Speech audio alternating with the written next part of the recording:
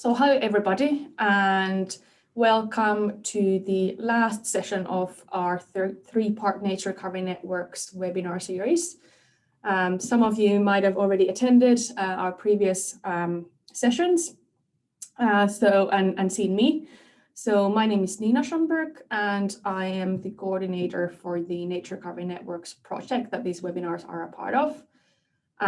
Like I touched upon already, we've already had 2 sessions before this. The first one of which really was aimed at introducing everybody to the concepts of ecological and nature recovery networks. And the second one was then looking at policy really as a delivery mechanism towards nature recovery networks. And then today's focus is really on the role of data and mapping in designing and delivering nature recovery networks. So as always, a little bit of housekeeping. Apart from the 3 talks that we've got on our agenda today and the Q&A that we have at the end, we'll also be launching some Slido surveys throughout the day. We trialed this last week and it worked really quite well. So hopefully it will work, fingers crossed, equally well this time as well, as we've expanded, and I think we've got 3 Slidos that we've got scheduled for today. So hopefully that will all work. We really hope that these are really there to help us learn from you guys in the audience when it comes to how we may approach our work going forward. So do please take the time to respond to them, and it's all anonymous, so you don't need to worry about that at all. In terms of the setup today, we are using Zoom's webinar setup, and this means that only the hosts and the presenters will have the ability to have their cameras and mics on. I do apologize for this, but the sheer number, I think we've got about 50 people on the call at the moment. It's unfortunately just not really practical to bring attendees onto the screen individually, or really to have breakout rooms, etc. So, and of course, we really want your full attention for the whole session today as well. So we've decided that that's the best way forward. But I do encourage you all to utilize the chat functionality. So there you can chat amongst yourselves, you can share any links and so on. And also, if in case you do have any trouble at any point during the day, do use the wave or hand up functionality. And my excellent co-hosts, Laura and Monica, who are there behind the scenes, will try to give you a hand to the best of their ability. When using the chat, do remember that you need to select who you want to direct your question to. The automatic setting is that you send your messages to the panel. So if in case you want to make them public to everybody, your comments or whatever, do make sure to choose the all panelists and all attendees option. When it then comes to posing questions to our panel during the Q&A, please use the Q&A functionality and not the chat. Again, with the number of you on the call, there's a possibility, obviously, that we won't be able to go through all of the questions. So there is a functionality, I think, again, it's like a thumb up functionality, which will allow you to upvote questions. So that will very much help us to prioritize then when it comes to those questions that we will actually be posing to our panel during the Q&A. So use that, please. But obviously we'll go through this in a little bit more detail when it comes to the Q&A. We will be recording these sessions. So if you could make sure Laura and Monica, they've got the recording on, please. So in case you have any concerns on that, do get in touch with me after this session. You'll find my contact details on the last slide. And lastly, in case we have any tweeters in the room today, please do use the hashtag Nature Recovery Networks NI and tag our account at NRN_NI in your tweets, and that will allow us to interact with you throughout the day. So quickly, just to recap why we are talking about nature archiving networks in the first place, in case we have people on the call today who haven't attended those previous sessions. We do know that habitat loss and fragmentation are the main drivers of biodiversity loss globally.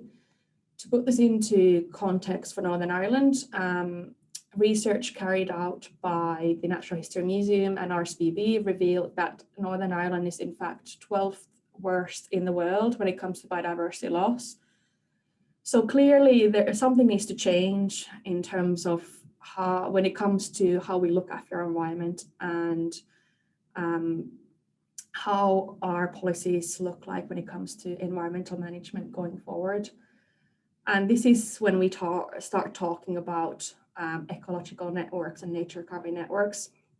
This sort of thinking really stems from as far back as the 1970s and the understanding of how the interconnectedness and distribution of metapopulations and more widely the networks of ecosystems across the wider landscape, it really supports the need of what has since been called ecological networks. So fundamentally, ecological networks as a concept really represents a culmination of an array of insights towards addressing conservation needs and particularly addressing them effectively. And in particular, it's an approach which ensures that critical areas are being protected. It has an emphasis on ecological coherence, especially through delivering connectivity between habitat patches, and also making sure that critical areas for biodiversity are being buffered from the effects of damaging external activities. So I guess what the key here is working towards this ecologically coherent network of habitats that are not just functionally there or structurally there, but they also function for the purpose that they are there for, which is obviously to maintain our biodiversity. While in some countries, work has officially been ongoing since as far back as the 1990s, really on a national level. In the UK, it's really only been in the last couple of years that this has really started to gain wide-scale momentum and more than everything, policy support as well. This has largely been driven by the landmark 2010 report called Making Space for Nature by Sir Lawton and his colleagues. And what this did was really, they put it in black and white, how the current approach towards looking after our environment just isn't enough to safeguard our biodiversity. And it highlighted the need to bring about bigger, better, more and more connected habitats for wildlife. And these are the 4 Lawton principles that many of you might have heard of before.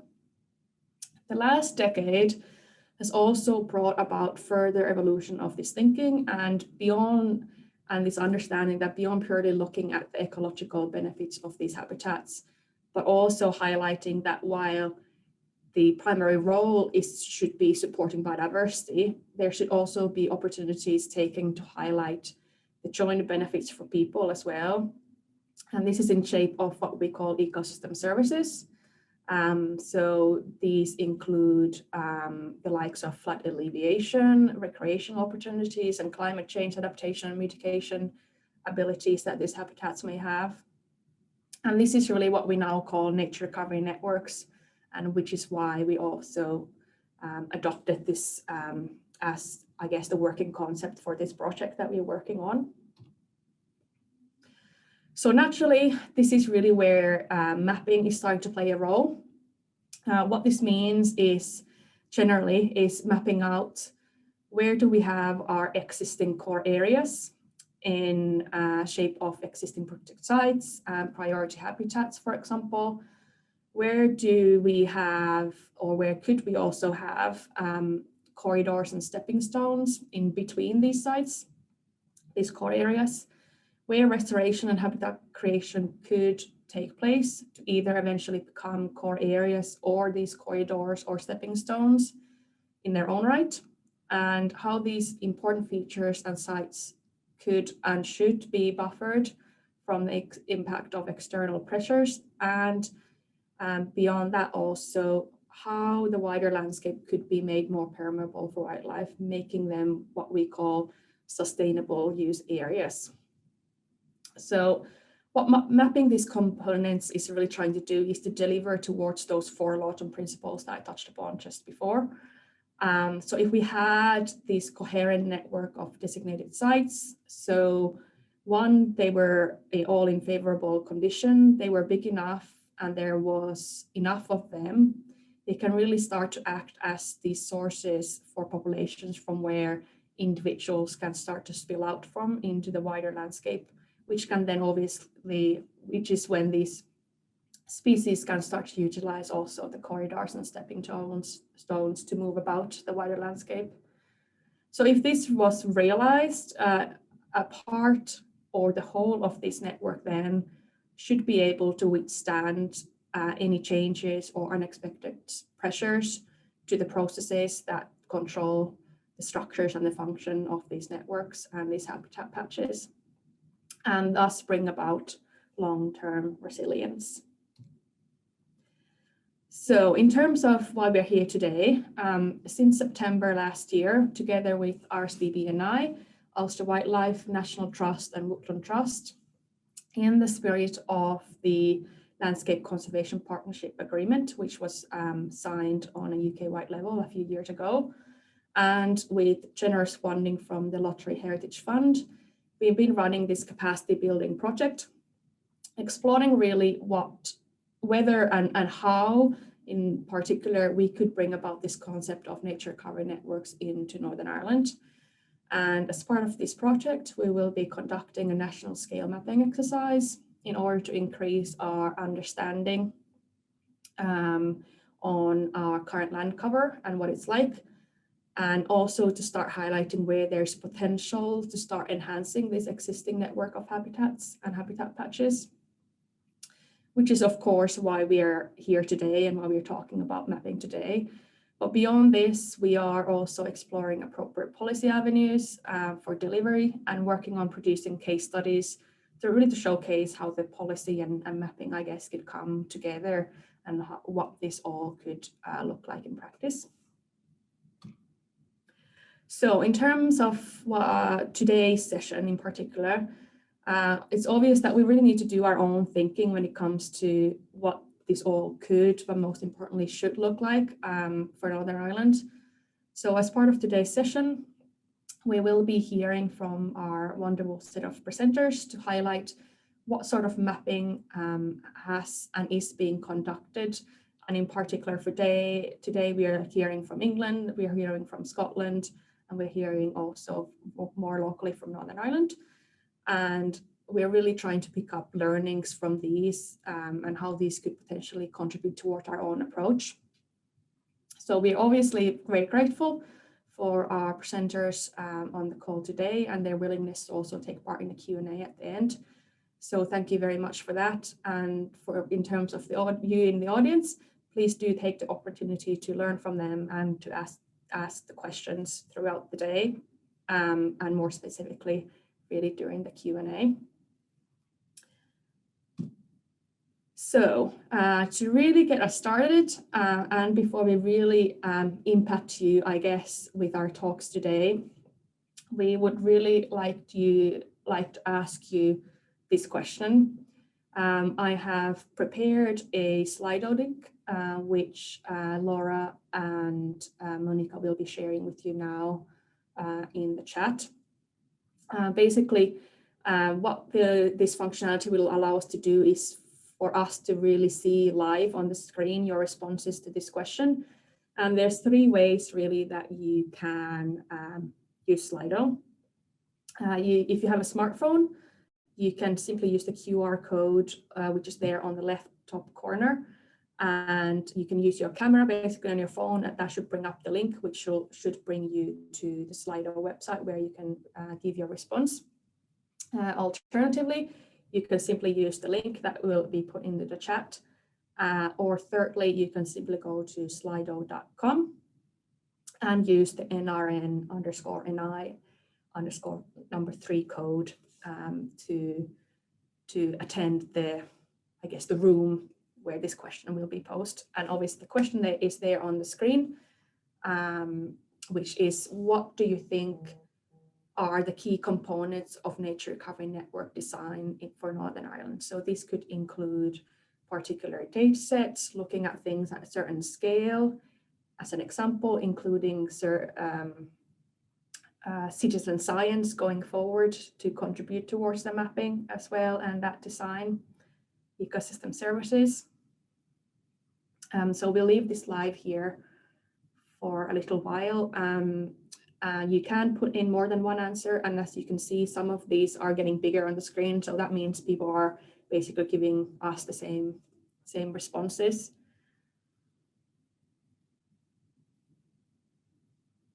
And management systems to be included as well, climate change action. So there's a lot of people are highlighting really that need of the inclusion of those ecosystem services there as well.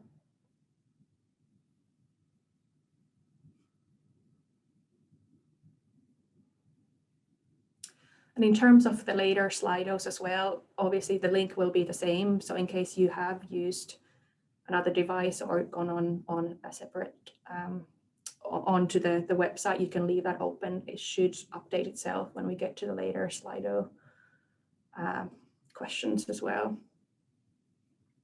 We've got responses still coming in, so we'll give it a few more minutes. Again, key stakeholders working together, that partnership and collaboration being really important. Ground truthing.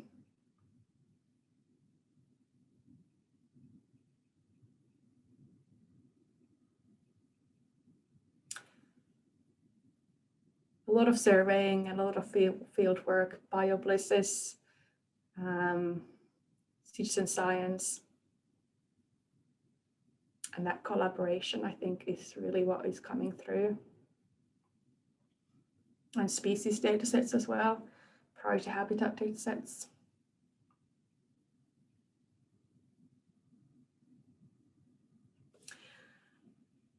I think we will leave it there, just so we can start in terms of our talks today. And thank you very, very much for responses. And obviously we will get a record of this, which is very useful for us. Well, what I'll do, I'll leave that on while I give you an introduction to our first speaker today. So first speaker we have coming up is Sarah Taylor. Sarah is a senior specialist in the climate change adaptation, at Natural England. Natural England being the government advisor on nature conservation for England. She provides expertise in climate change adaptation for the natural environment at national and local level, including the production of resources that help people deliver climate change adaptation and nature-based solutions for people and nature. Sarah also works in the production and use of spatial data, ecological networks, including nature recovery networks, green infrastructure, and climate change in planning, as well as working towards embedding climate change adaptation through the range of work carried out by their local delivery teams. Sarah's work also includes sharing climate change information through a range of communication opportunities, and these include our Natural England as an organization and organization-wide climate change network, including locally based climate change representatives, and providing knowledge exchange and training for other parts of the organization and externally. She also works closely with partners across the DEFRA family, including the Environment Agency and the Forester Commission, other country agencies, national parks, NGOs, which as an example would be RSPB, and also local authorities, universities, and others. And this really is to ensure we join up on our work on climate change adaptation and work on this together. She's also a member of the coordinator group for the Collective for Climate Action, across DEFRA grassroots community-based group who want to do more to combat climate change and raise awareness of key issues. So what I'll do here, I'll stop sharing my screen and that should allow Sarah to come up. So please, thank you very much for being here, Sarah, and do fire away. The floor is yours. Great, thank you. Can you see everything okay? Yep.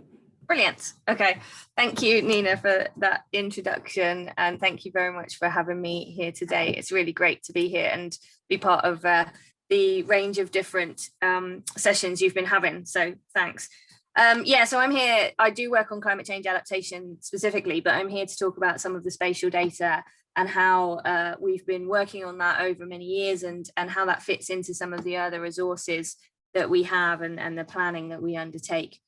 Just to say that this is not just my work. You know, what I'm going to run through pretty quickly here in terms of a run through of our stuff we've been working on is the collaboration between many colleagues, many different organizations. So I'll give some shout outs along the way, but yeah, it's a really big joint effort. Yeah, so as Nina mentioned, when it comes to thinking about how we respond to the need to recover our nature and to sort of think about how we deliver the Lawton principles, there's lots and lots of questions about how we might design an ecological network and how we might go about thinking how big is big enough when it comes to the network. What do our current sites bring to this network, and where the new sites might need to be? And that hierarchy of principles, you know, where do we put the bigger stuff, where do we create more, and where do we join things up? And then, of course, how do we approach dealing with the needs of different species and different habitats, and restoring natural processes and providing ecosystem-based adaptation. So there's a lot to think about, and we have been thinking about it, as Nina talked about, for quite some time now. And we very much believe that spatial data and the tools that we have can help us think about these actions and think about these options. But as has been mentioned on the Slido poll, you know, we really do need to work together and bring our resources together and use things in a sort of collaborative way, both the spatial stuff and the on the ground stuff and the partnership working. And it's really important to make sure, for us at least, and I think for all of us, that climate change action and multifunctionality in terms of what a network provides run through the very core of a nature network. As I said, we've been thinking about this for a long time, and we've been working with lots and lots of people. And this is just a list of some of the spatial data that or tools that we've designed, or we've had a hand in, or we've used significantly over the years. And I'd like to go through a few of these with you today, just to very briefly introduce them, to give you a picture of that, the overarching kind of piece that we're trying to find, all those pieces of the puzzle, as Nina mentioned, that come together to help us provide different parts, different components of an ecological network and guide our thinking. We're also working on now how best to combine these data sets and what kinds of frameworks and resources go with them to help people use them. So I'm going to start by talking about our National Habitat Network project, mapping project. Again, we've been talking closely with Nina about this and about the opportunity or the framework, the tool that this provides. We've been thinking for many years about how to create a national habitat network, and we finally got ourselves to a product that we're really happy with. We feel like it's a bit of a baseline product for us. It's based on priority habitats, our priority habitat inventory. But as and when there's a new data set that can provide that baseline of land use that's better than our priority habitat inventory, we're able to draw that in. But it basically starts with the idea that we want to locate where we have our current best habitats and then where we want to support them.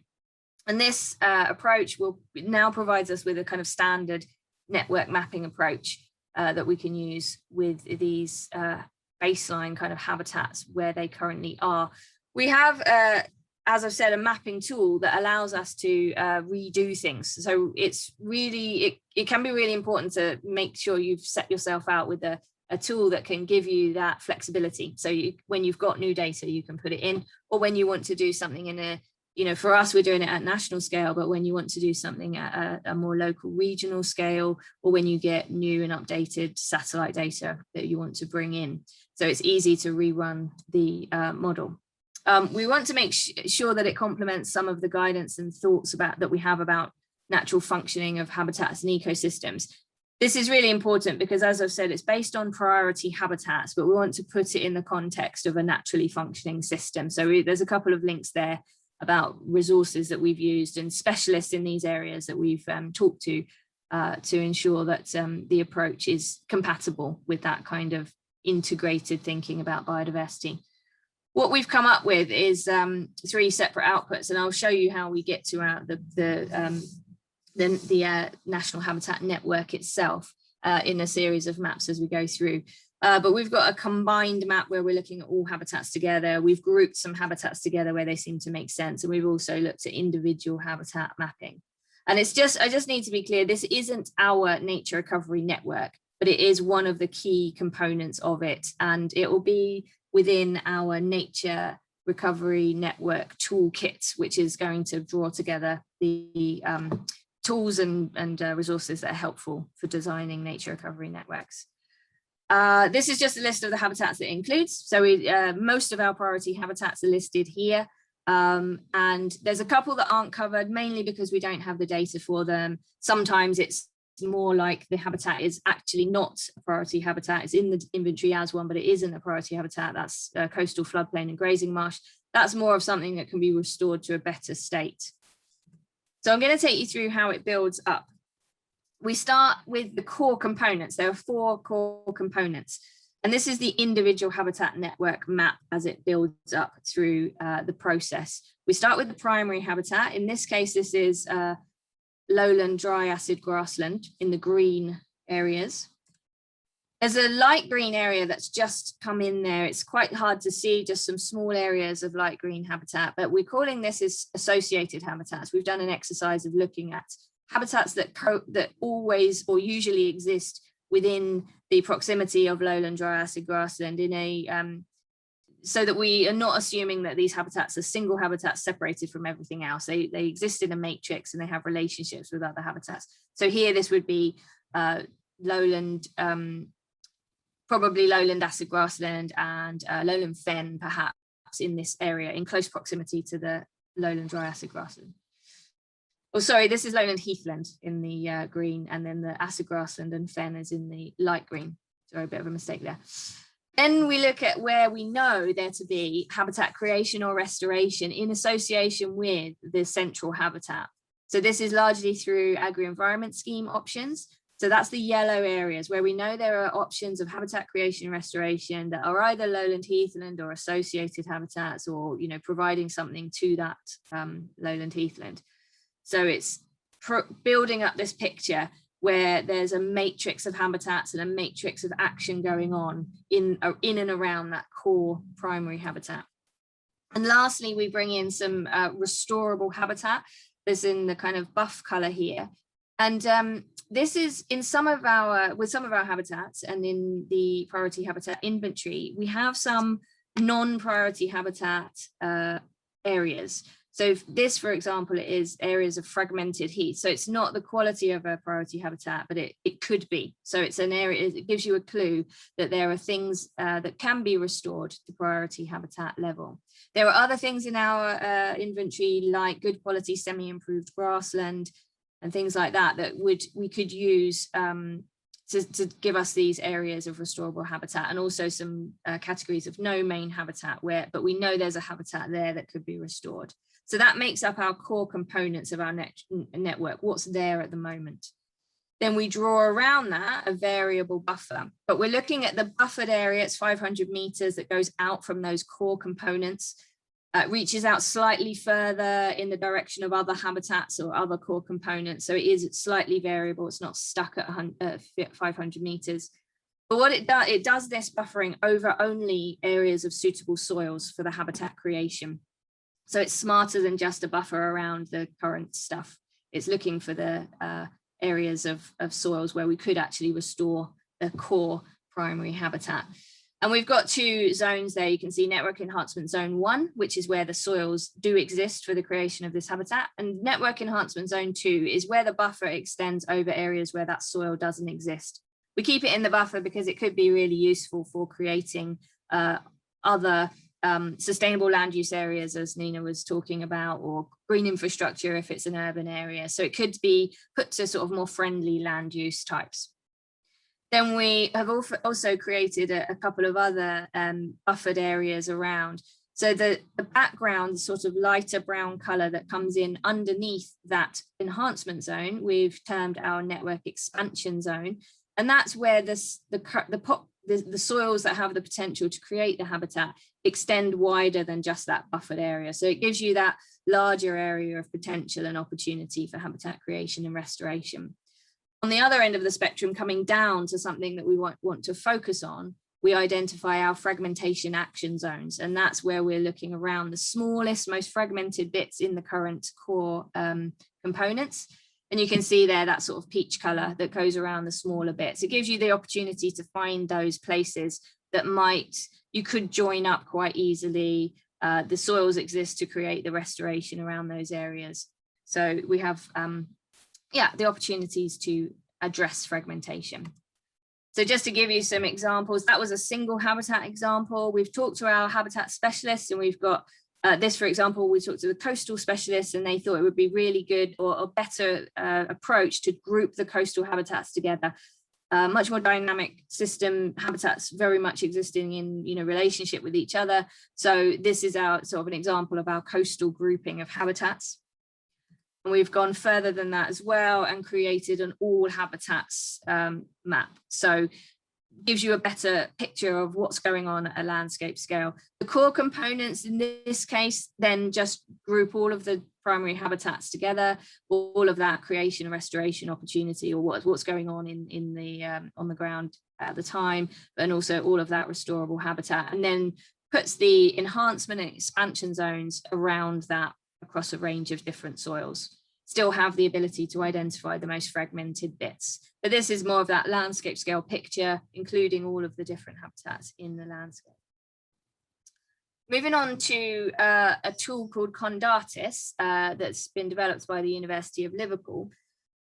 This is the reason I'm going to talk through the different tools that we have and the different approaches we've used, is because we really feel like designing an ecological network is about trying to use different tools and approaches and analyses to identify the different component parts that you'll need to think about when it comes to designing an ecological network.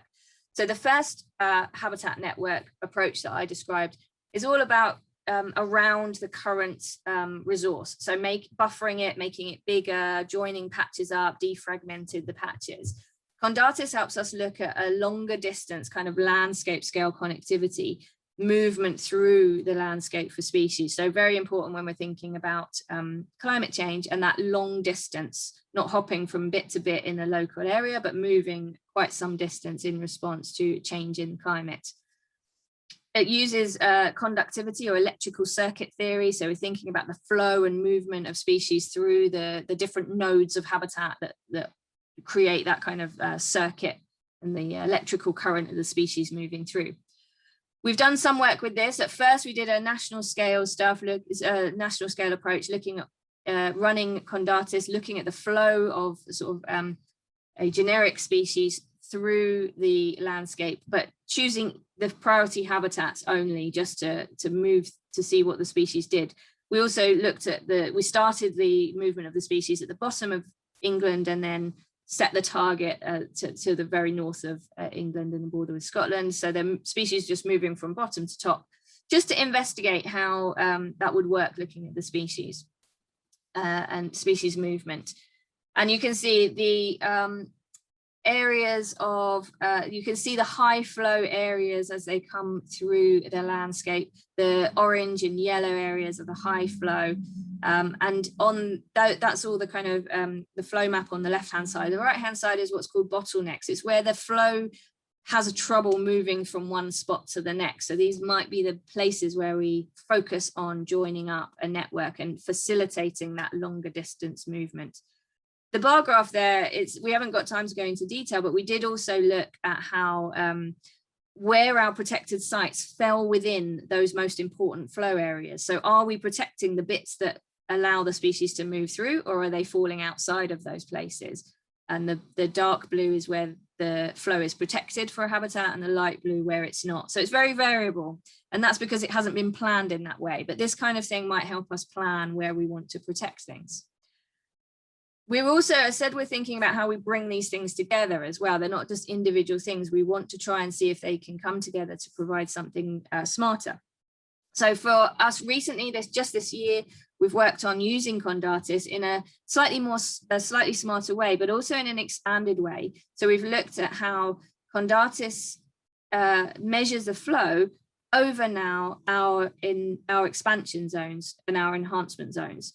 So the flow here that you can see, and the high flow is in the blue color, is through the network enhancement zone. So that buffered area around the core components that we have, we're providing here hopefully an illustration of what the flow would look like if we created that habitat that we've identified in our national habitat network. So would it make the flow better than the previous network, which is, you know, what we currently have? So you can see here there's a clear kind of pathway through where the flow is stronger or faster through the center of that. I'm going to zoom in a moment.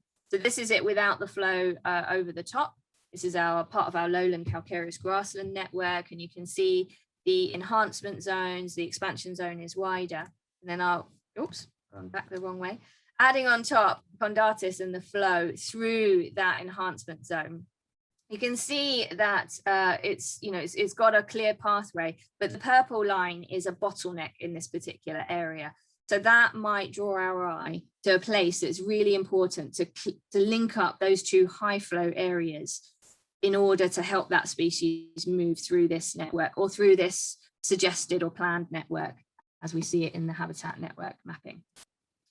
I'd like to move on to some climate change data now. I appreciate I'm giving a lot of information here today, and it's just a whistle stop, but I think it illustrates how many component parts and how many things we need to think about.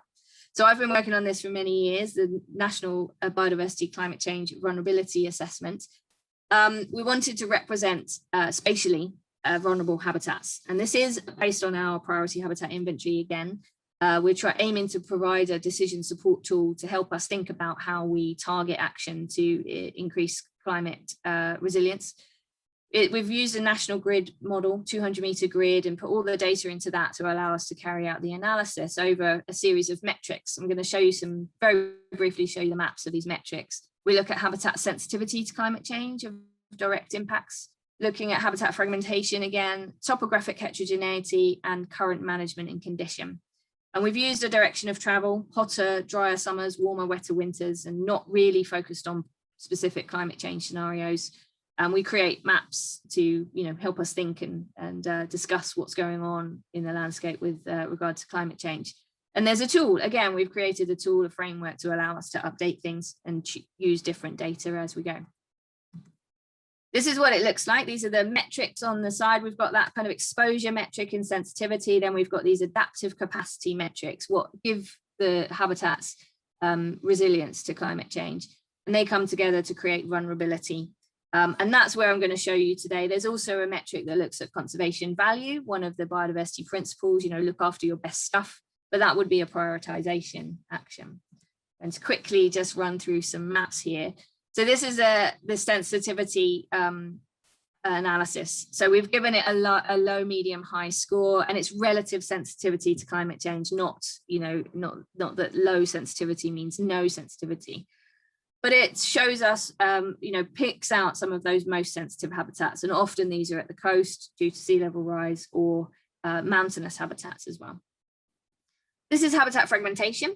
And this, I should say, is all priority habitats in one map, and we're looking at the most vulnerable habitat overall that's given the score in the square here. Basically, the large yellow areas are large habitat patches, and the smaller red areas, orange areas, are the small fragmented pieces. We look at two different submetrics here. We look at the habitat aggregation, which is like patch size, and then landscape matrix, which is that kind of friendly habitat around the the single habitat itself. So we're trying to say something about the permeability as well as the patch size in the landscape. We also look at topographic heterogeneity because it just inherently, something flat and low-lying is more vulnerable to change than something lumpy and bumpy with a range of different options for movement or niches. We'll come on to that a little bit later as well. And we look at management and condition. This is just a yes/no score, and I won't be able to go into the complexities that underlie this, but we're looking for stuff that's happening on the ground that is either a management plan or action or agri-environment scheme or some information here that says that there's some management going on in relation to biodiversity habitat on the ground. And this is one that often gets people speaking, and quite often that's what we want with maps. We want that decision support tool. We want people to get discussing about what's going on in their local area. We have the option to bring it, the tool brings all these together and gives you an overall vulnerability score. I must say that over the time since development, we really found the use of the individual metrics more informative and more useful, but it's still possible to sort of give that added up score. So now here we're looking at the red and orange areas. They're the places that have, you know, the lower scores when it comes to the vulnerability assessment here. So the yellow end of the spectrum is looking fairly good. And you would create different actions for these different places. So you look after the stuff that's potentially doing well, and we need to think about what action we need to take for the stuff that's not so resilient. And just to show that we can, we do this we can have different groupings of habitats, or we can have individual habitats. These are examples of individual habitats. And this is the tool that we've created in order to be able to run things again and try new things. There's an awful lot of flexibility in here in terms of how we group habitats together or the weighting in the scores. So we really, we're very keen to make sure that we have these abilities, you know, to rerun things and share with partners as well.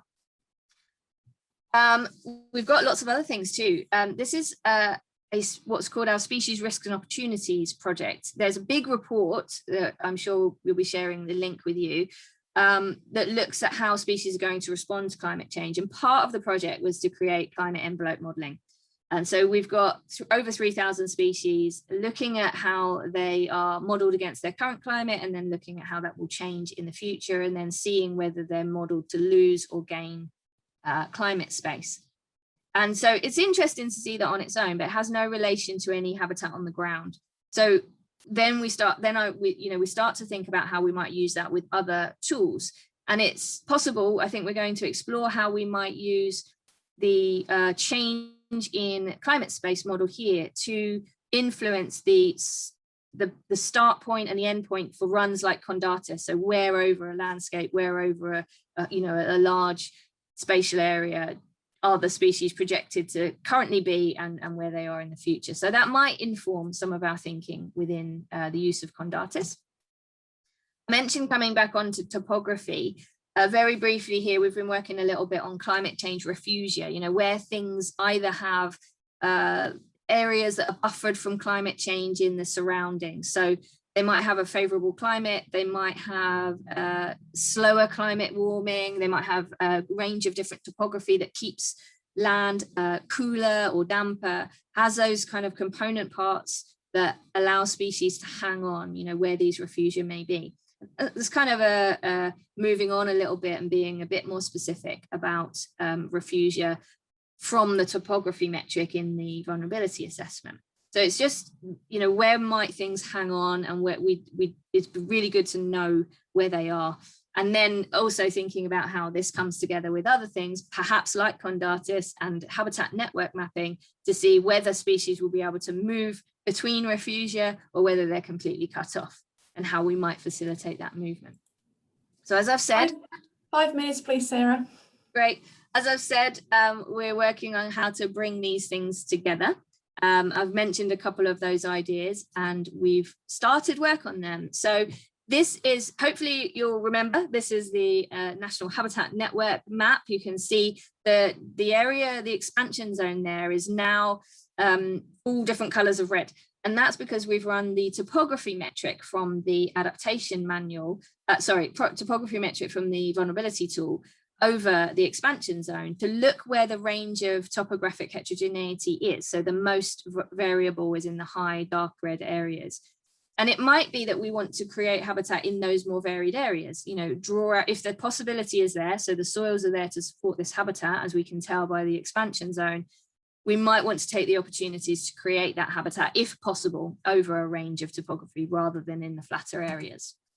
We've also, I'll come on to a resource that we've just published, which is our carbon storage and sequestration report by Habitat.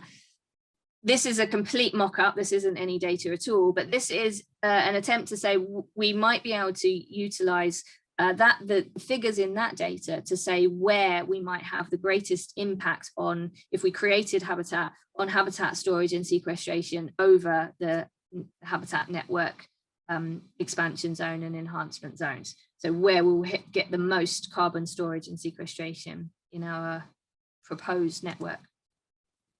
It's really important, of course, we all know how important it is to bring these things, these tools and decision support tools together with local knowledge and experience. And that's absolutely vital. Interpreting this stuff, because all data is wrong, but just some things are more useful than others. That's a mangled quote, but you know what I mean. Making sure that we use those that knowledge of local opportunities, constraints to interpret this stuff is vital. And it's really important that we use frameworks that help us use both spatial data and local knowledge, as well as other evidence. And we have been working a bit on doing that as well. So we published last year our second edition of our climate change adaptation manual with the RSPB. There's a huge amount of information in here about climate change adaptation, lots of detailed stuff on habitats and species and different thematic sections. But what we've included in this new version is a landscape scale climate change assessment method.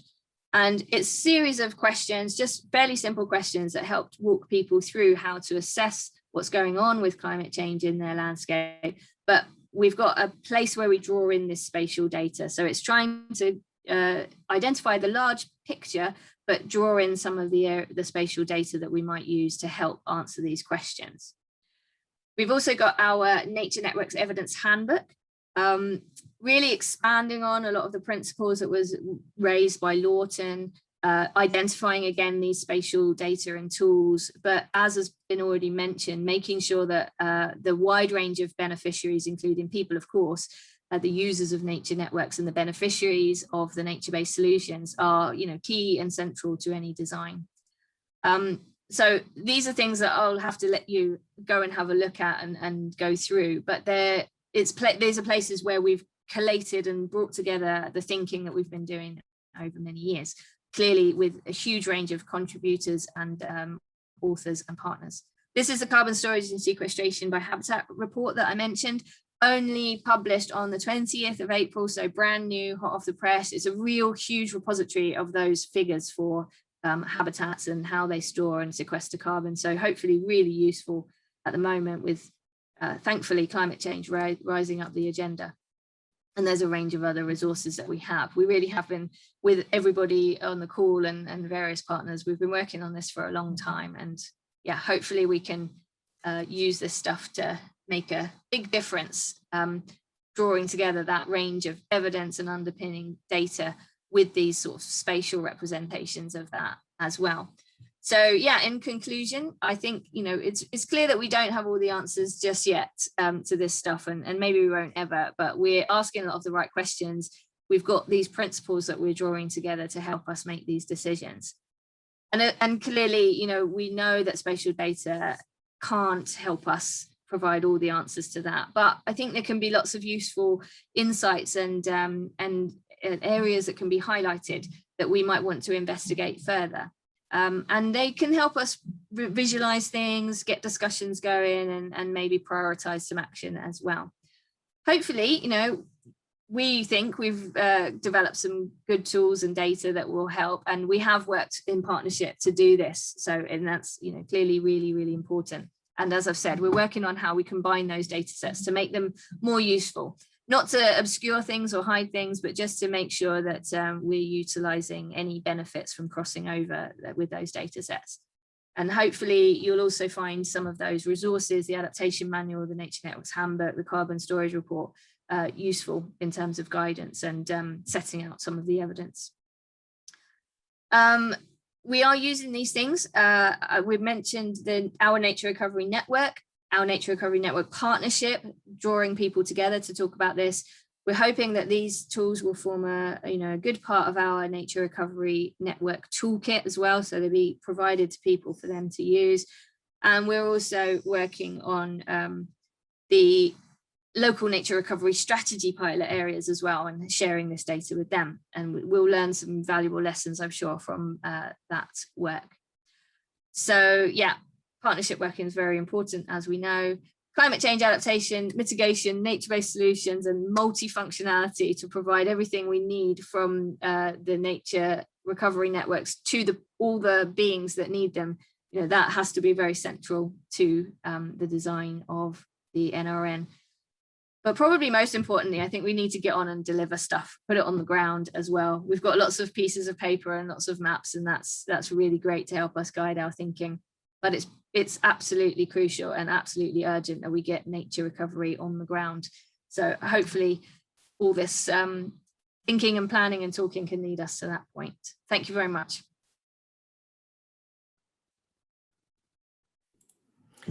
Thanks so much, Sarah. I think that was hugely complex, but at the same time, it was really exciting just to see all of that being visualized and just to kind of showcase, I guess, the complexity of dealing with, the environment on the whole, but, the kind of complexity that comes into thinking when we're talking about nature recovery networks, and, I guess, the different layers of work that you've conducted that kind of get added on to kind of the habitat network that you touched upon at the beginning.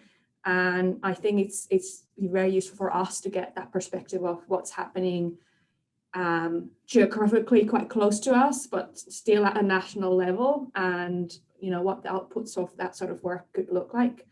So it will also be really interesting then to hear from the likes of Ian and Kate later on when we look at first Northern Ireland, but then more locally when we talk to Kate as well, and how that local knowledge really can feed into all of this. So I think it was very useful, in fact, to have you, I guess, here at the beginning. So thank you very, very much for that. And we're really looking forward to asking you all sorts of questions later on. I can already see plenty coming through. So beware. I'll get my thinking cap on. Yes, indeed. I guess we'll just next jump on to Ian before we have a quick break. So it's great that we have actually input to our webinar series from Northern Ireland today. So our next presenter will be Ian Davies. Ian works at the Northern Ireland Environment Agency, and more specifically, he is the evidence team leader for the Natural Environment Department, or at the Natural Environment Department.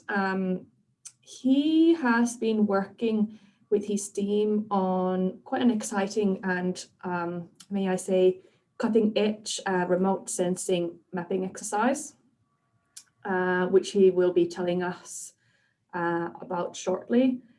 It will be quite nice to get an example, I guess, for us happening here in Northern Ireland, and to discuss really how these sort of pieces of work could potentially contribute towards the NRN work. So an example of just what Sarah has talked about of an individual piece of work that then can contribute towards that NRN design. So I'm sure many of us will find this a very interesting topic and a lovely, I guess, update on a piece of work more locally for us. So thank you very, very much, Ian, for taking the time to present today. The floor is yours whenever you are ready.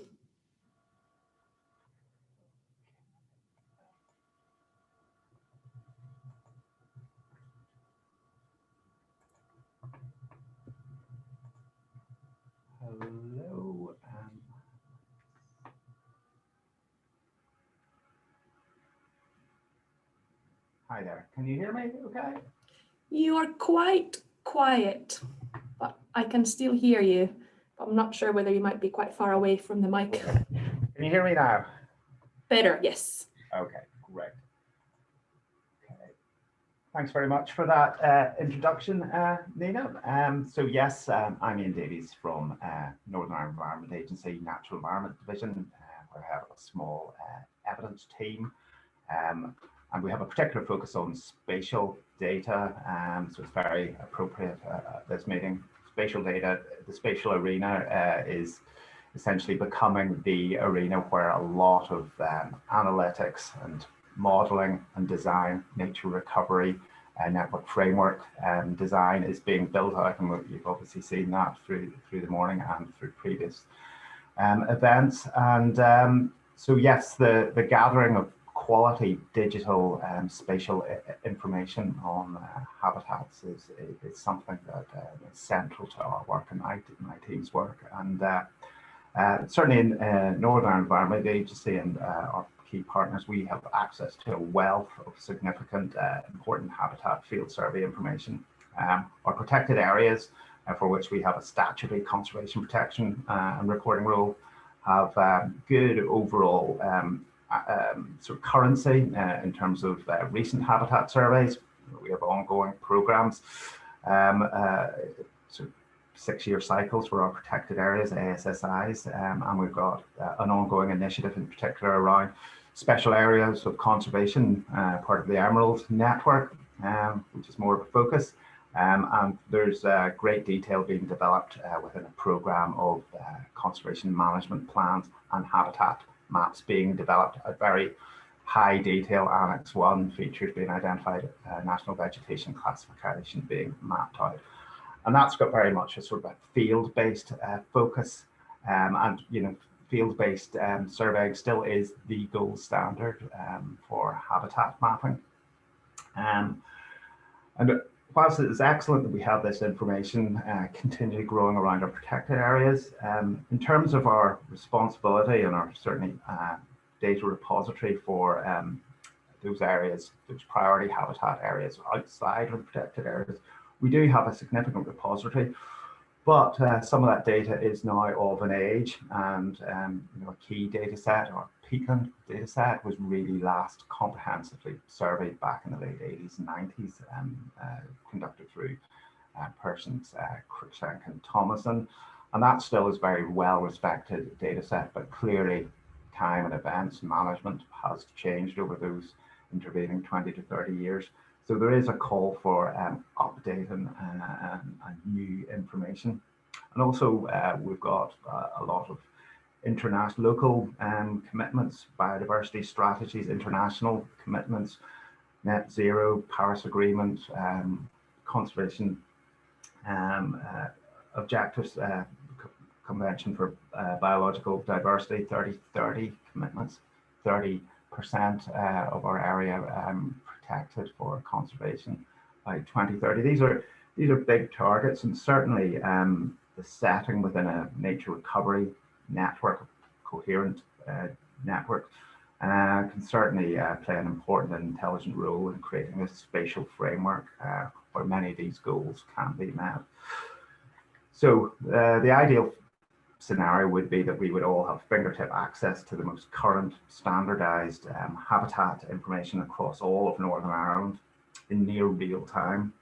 And whilst the ground field survey at regional level would be ideal, it is hugely expensive, both in terms of resource but time as well. For example, Wales had conducted a full phase 1 habitat survey of the country, very impressive. But in terms of time, that took roughly 20 years to complete. And you know, there's a lot of change in that intervening sort of time. Ian, can I just ask quickly whether you had planned to move on from the first slide yet, or just wanted to check that the presentation is working, basically? Indeed. So here we are. So satellite data has been extensively used to provide a synoptic view of the land use, land cover. We've got various land cover series, CH, excellent. And whilst there is some crossover between the land cover types and habitats, the latter does not specifically follow a classification scheme to delineate those habitats of key interest. Traditionally, high-resolution satellite data accessibility has been a limiting factor, and so a lot of products that have been developed through remote sensing have been relatively coarse in nature and haven't maybe delineated those key priority habitats that we are interested in. However, over the last sort of 5 years, really, the entry of the EU Copernicus program into the market has been an absolute game changer in the provision of free and open satellite data of really high resolution as well to government and public users. And then also on the back of that, the establishment of what we call analysis ready data through transformation and correction of the raw data and imagery helps provide a standardized series of products that the end user, the analyst, can then start to employ with confidence that there is an actual set standard that has been employed to clean and transform that data for desktop use. And there are technical challenges that now have been overcome, and certainly Northern Ireland with Joint Nature Conservation Committee and Scottish Government, we've developed an analysis ready data initiative whereby all of the Copernicus program Sentinel data, these are the names of the satellites, are being basically transformed, cleaned and corrected on a weekly basis, and they are being stored in a NERC funded institution, Centre of Environmental Data Analysis, called CEDA, and that's processed through supercomputers called Jasmine. And at the moment we've got a 14-month archive there that anybody can access and get access and use that analysis ready data. So I would certainly encourage people to do that, and we'll maybe send links to that later. But a key entry in terms of analysing that data for use in habitat mapping, land cover features, has been developed through Natural England, and this is a statistical code-based method which enables users to implement machine learning approach to habitat classification, and this is called the Living Maps method, and it is a statistical probability-based prediction of that likely habitat type based on known values and characteristics that are employed within the algorithm. So essentially, this has allowed Northern Ireland to engage with key people, and we've set up initially it was a pilot project, now it's a full-on project with JNCC, who I mentioned earlier, utilising this method developed by Natural England to see how it could play out within Northern Ireland in terms of giving us information on unknown areas or areas where we think we need to have updated habitat data information across Northern Ireland, and doing it in a consistent methodology that we can all follow and understand the logic.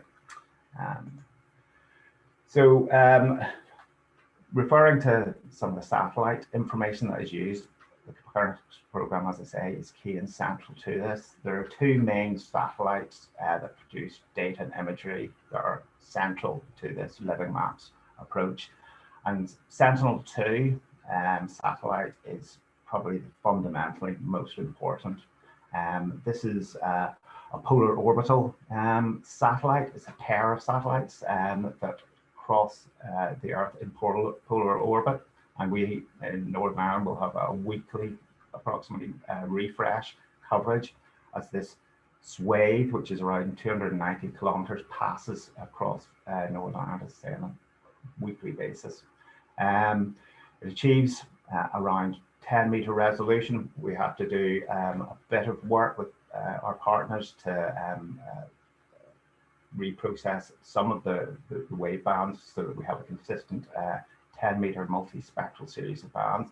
And there are 10 bands that we actually use. There's 13 bands in total that come from the satellite. 3 are used for atmospheric correction, and then 10 are used specifically within characterizing habitat type. And this ranges from the visible wave bands through to red edge, near infrared, and then the short wave infrared bands. And the spectral signature values of real world features, habitats of interest, they will all have, as I said, values that are based on reflectance and absorption qualities within these different portions of the electromagnetic spectrum. So for example, very productive, improved grassland vegetation will absorb a lot of energy in the red and blue bands, but it will also strongly reflect in green and near infrared bands. And these signatures can be built up across all different types of vegetation, essentially chlorophyll containing vegetation, but also looking at other structures, exposed rock, etc. We can build up this almost like signature library of values. Water strongly absorbs energy in the near infrared band, and the shortwave infrared band at the furthest end of the spectrum that we have available is sensitive to moisture content in the soil and vegetation. And that is important when we're looking at those very sort of wet habitat types, particularly around peatland, that we have this extra band that helps characterize and differentiate in habitat type. And this is a bit of the European Space Agency's graphic on the Sentinel-2 satellite itself, and just the volume of products, 20 million products produced at that point in time.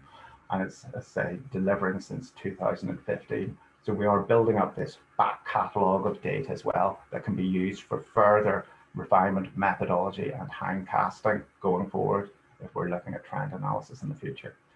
The second major satellite that we're using in this cohort of data is called Sentinel-1, and it is basically radar, synthetic aperture radar. And again, that's a fully processed set of data and imagery that we have available. And essentially it's active pulses of energy in the form of radio waves that are sent to the Earth's surface, and then a signal, energy signal intensity is returned and captured by the sensors on the satellite. And depending on the nature of the surface that these active pulses are hitting, there's a whole variety of what we call backscatter that is being measured, and depending on the surface roughness, there's a difference in the scattering of the energy and how that actually is then picked up and measured by the sensors on the Sentinel-1 satellite help characterize and add extra characteristics to that habitat type. So for example, on an even grassland area, there's more what we call specular scattering of energy, it's more uniform, whereas on slightly rougher, woodier species around heathland, there's much more diffuse scattering of that energy, and all of that helps build up an extra picture on those particular habitat types. Importantly, we have discovered that the use of ancillary data is also very important to what we're actually trying to do in terms of characterizing these different habitat types. And so building a stack of additional information associated with the space in which the habitats and features that we're interested in exist helps us define and delineate those different habitats better. Certainly heterogeneity in semi-natural habitat vegetation is our big test area. And so having this extra cohort of stack of data certainly will help us differentiate how they actually exist. So we've got climatic data, precipitation, rainfall, temperature. We've got geology data in terms of drift geology and soils.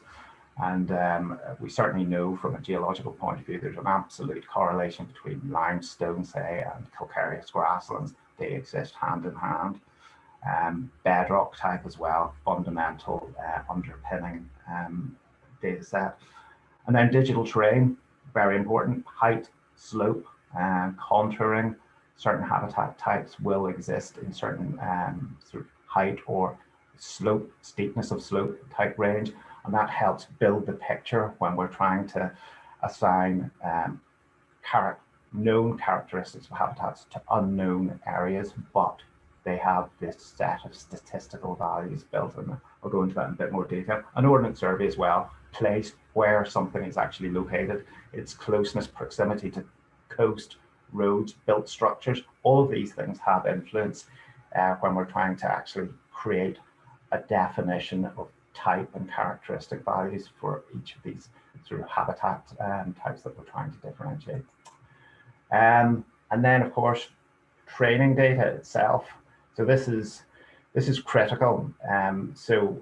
Once we've actually established all of these different characteristics on an XY coordinate piece of ground in terms of reflectance, absorption within multispectral bands, surface roughness within the radar imagery, and then association with soil, geology, slope, height, precipitation, all of that has to actually have a habitat name, a type, an identity, and that's where training data is essential.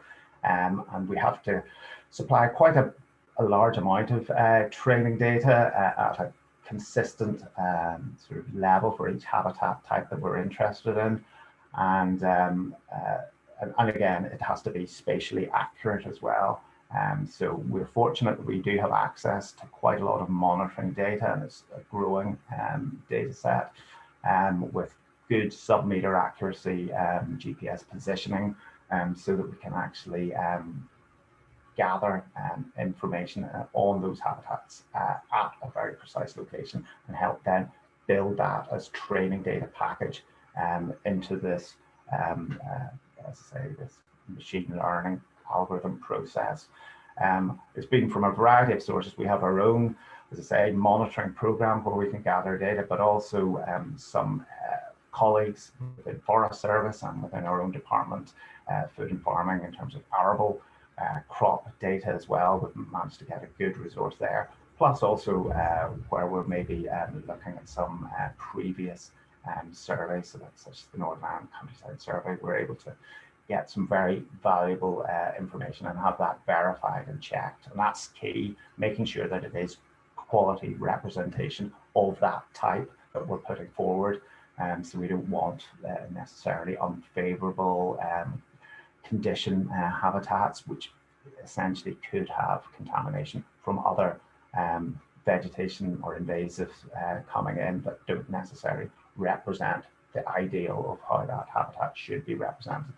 So there's quite a bit of work there in terms of getting that together, and we've spent quite a bit of time on this over this last year, really, when we've started taking this from pilot project through to something potentially operational. So this is actually, now I'm just looking at this, the Natural England classification method for living maps, which we're employing in Northern Ireland. And it uses the R statistical package. The first stage is what we call segmentation. So that's based on the Sentinel-2 imagery, where based on reflections and absorption within all of these pixels, similar values of neighboring pixels are essentially coalesced together, and there's segmented objects of like areas, objects that are then essentially extrapolated through a software program.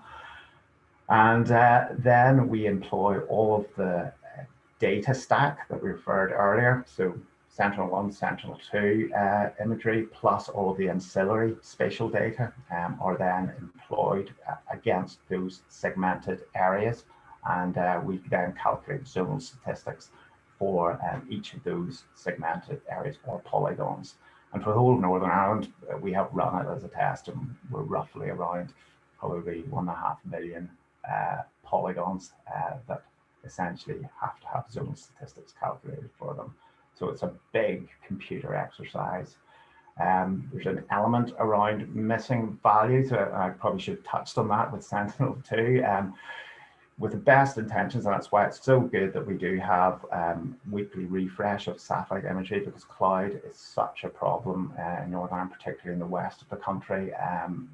Getting a clear image over even 4 or 5 weeks can virtually be impossible at times. So having this weekly refresh does allow us to achieve clarity, but there are still occasions where there are small areas of cloud, and potentially we do have to look at how we would impute missing values based on statistics of nearest neighbor cells. So the extracted zonal statistics from the training data are also calculated, and they are calculated where that training data GPS point sits within its own segmented polygon, and they are then associated with that habitat type. So we basically then employ some of the what we call training data into the program. Some is set aside for ground truthing. There's a weighting that occurs as we run this through what we call a random forest algorithm, and it's not forestry, it's called random forest because essentially it uses decision trees which fire out looking at different key variables and returning back a probability prediction on what that habitat in an unknown area is likely to be. So in one of these segmented polygons, which has similar characteristics to a polygon where we've utilized training data, then prediction on what habitat type is then delivered. And then finally, there is this calculator user producer accuracy assessment. This is an error matrix where we look at where the accuracies are very high or where there's been overestimation, underestimation in a particular habitat type. And that might require reiteration of the program to try and refine that. So essentially then the end result is output data that is converted into a vector shapefile, as you all know, within that can be utilized within a standard GIS environment. And you can see that endpoint there. And this has been a test area that we have been heavily focused on, mainly because of its complexity for MANA in terms of semi-natural habitats. And so this has been our mainstay and where we are at the moment. And I will just run through a bit of what I discussed earlier. So this is showing an image of a normal Ordnance Survey aerial image of a part of Cuilca in West Fermanagh, Cuilca Mountain, SAC. And then next image is Sentinel-2 satellite imagery. And you can see that there is very much quite a clear match there. And even though it's a much coarser resolution in terms of 10 meter pixels as opposed to 25 centimeter, you can still see even visually that this is a good match. And so this is employed, and then all of the, as I say, pixels that have similar characteristic reflectance absorption values are then segmented. And this is a segmented design over this portion of Cuilca Mountain. And you can see the complexity there. A lot of those pixels are formed into very small segmented areas, and we then need to see how we actually employ through the algorithm understanding what the habitat values are likely to be on each segment. This is just showing a bit of how we've employed some of the ancillary data. So this is showing the digital terrain model. It's borne out in contour mapping, but it shows the range of height, slope, plateau there, and also then the training data that exists in this particular area. So it's mainly blanket bog and wet heath points that you can see there.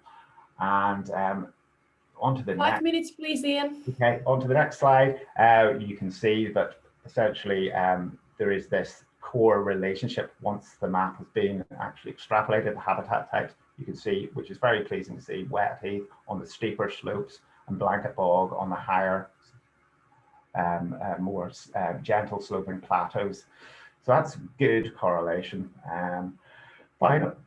Moving on, just a bit of detail on the actual habitat types that we've been able to pull out so far in Fermanagh at the moment. And you can see the NVC classes that have been aggregated together to form the broader habitat class names on the left.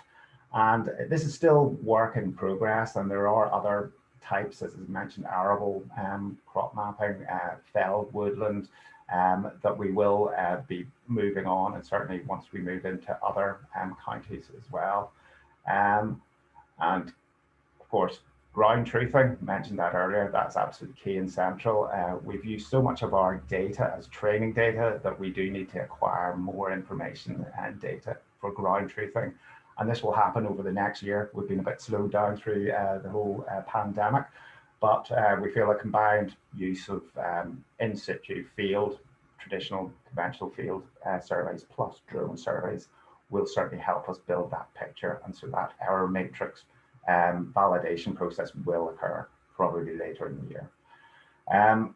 Just talking about the integration of this product, traditionally we have used Ordnance Survey mapping, ortho aerial mapping from Ordnance Survey, and soils and other data set to help us have that understanding from the desktop as to what is going on out there in the environment. But now building in this potential habitat mapping product in virtual near real time is certainly something that will be part of this integrated product, or that's our plan anyway, going forward. Just the next step here is, this is how we plan to tackle what will be very daunting, moving from just a Fermanagh pilot to the whole of Northern Ireland based on 4 major zones. And those major zones have been worked on through a lot of collaboration with our own earth scientists in NIA, our earth science team, and we've managed to, on the basis of broad bedrock underpinning, establish these zones so that we can then look at the floristic characteristics of habitats in sections rather than the whole of Northern Ireland. And that has been important with other similar projects in the past to have these sort of sections broken down to allow this to take place. And then finally, what I would say is with any innovation challenge, there's always even your own managing your own expectations of what can happen or what problems you may encounter. And I'm sure you've seen this before, the statistical hype cycle, but it certainly gives a good sort of graph of how technology and innovation proceeds through to eventually having achievement of a productive outcome and series of outputs that are of use and of value. And yes, to some extent, yeah, we've been through there. I think we're in an enlightenment mode at the moment. So thanks very much. Thanks so much, Ian. I think this last graph is very, very relevant to us when we have conversations about nature recovery networks as well on the whole.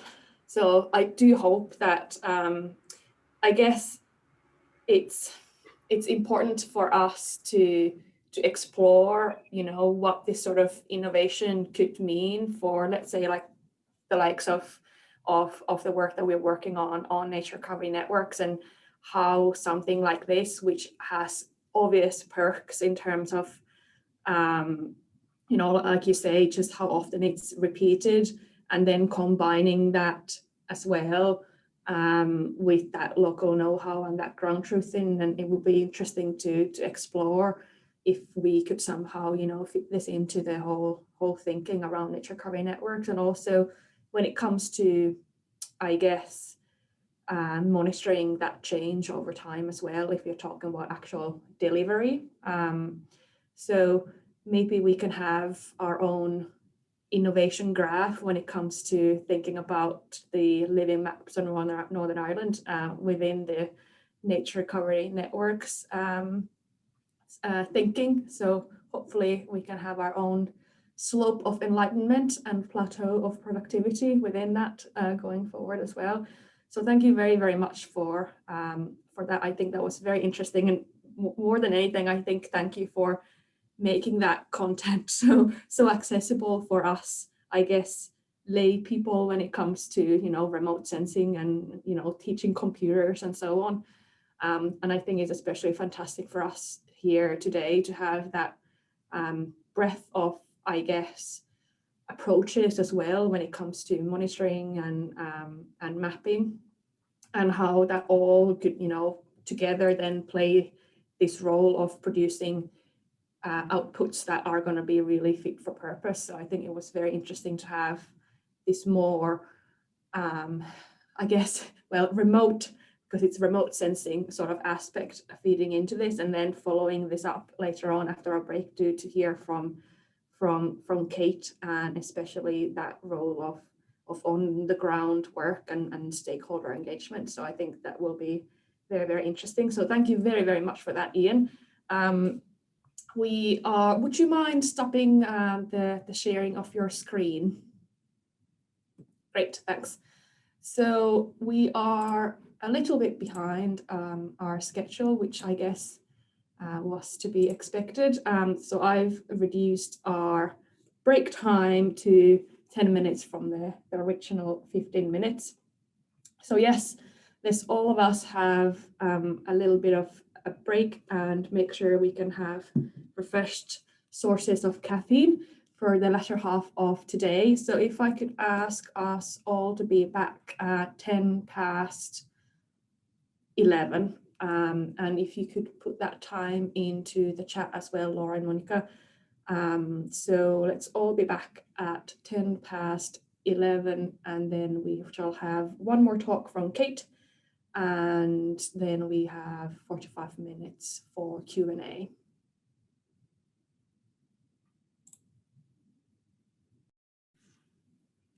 Yes, so welcome back, everybody. I put up the next Slido on the screen already, just so we can start making our responses. So obviously we've been talking about data quite a bit. We're talking about mapping in terms of modeling and remote sensing, but also it's worthwhile for us to do our thinking when it comes to where we have potential constraints, whether this comes to data access, data use or sharing, or just the fact that we are not considering the right data sets. So I think it's very interesting, data licensing, data availability, quality. It would be really interesting to see your views on this, because obviously when it comes to designing our approach and our own maps as well, we need to be aware of not just about the potential and opportunities, but also the potential constraints and risks as part of that process. So I'll leave this up for a few moments, and then we'll move on to our last speaker.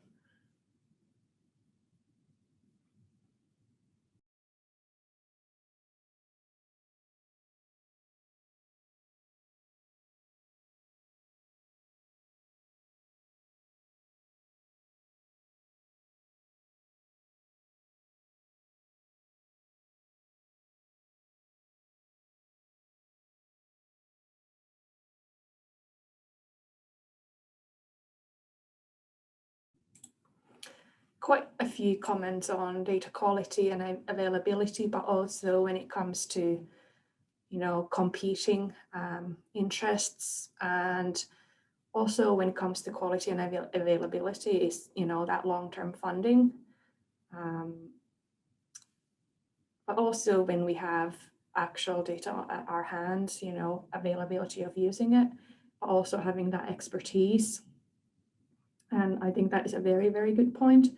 We need to build that expertise for all of this in Northern Ireland as well, especially if we want to, actually make that impact. There was a very good comment coming through, how to measure impact, success if implemented, and all of that comes into monitoring and tracking that change, but at the same time having that expertise to make sure that it's done in the most appropriate way.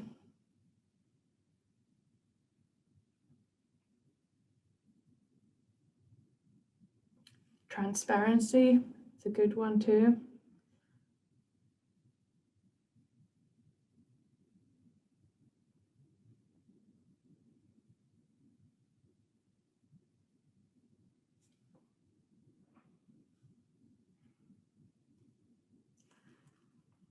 We'll just give that one more moment in case people were still brewing their drinks, and then we'll move on to Kate's talk.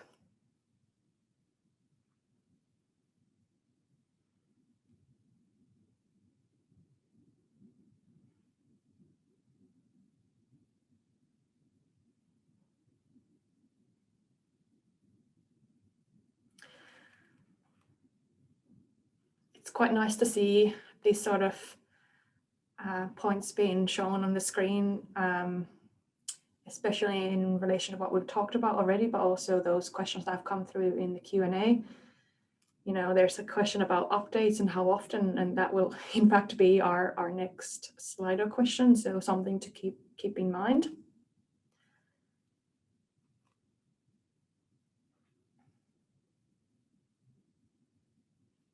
Yeah, that importance of political will is obviously key. We need to all work on this together. Right, I think we will move on. I shall leave this up on the screen for a few more moments while I introduce us all to our last speaker of the day, by no means the least. So our last speaker today is Kate Fuller, and she will be tuning in from Central Scotland. Kate has been around the Upper Firth of Forth since 2012, previously having been the project officer with the Inner Forth Landscape Initiative.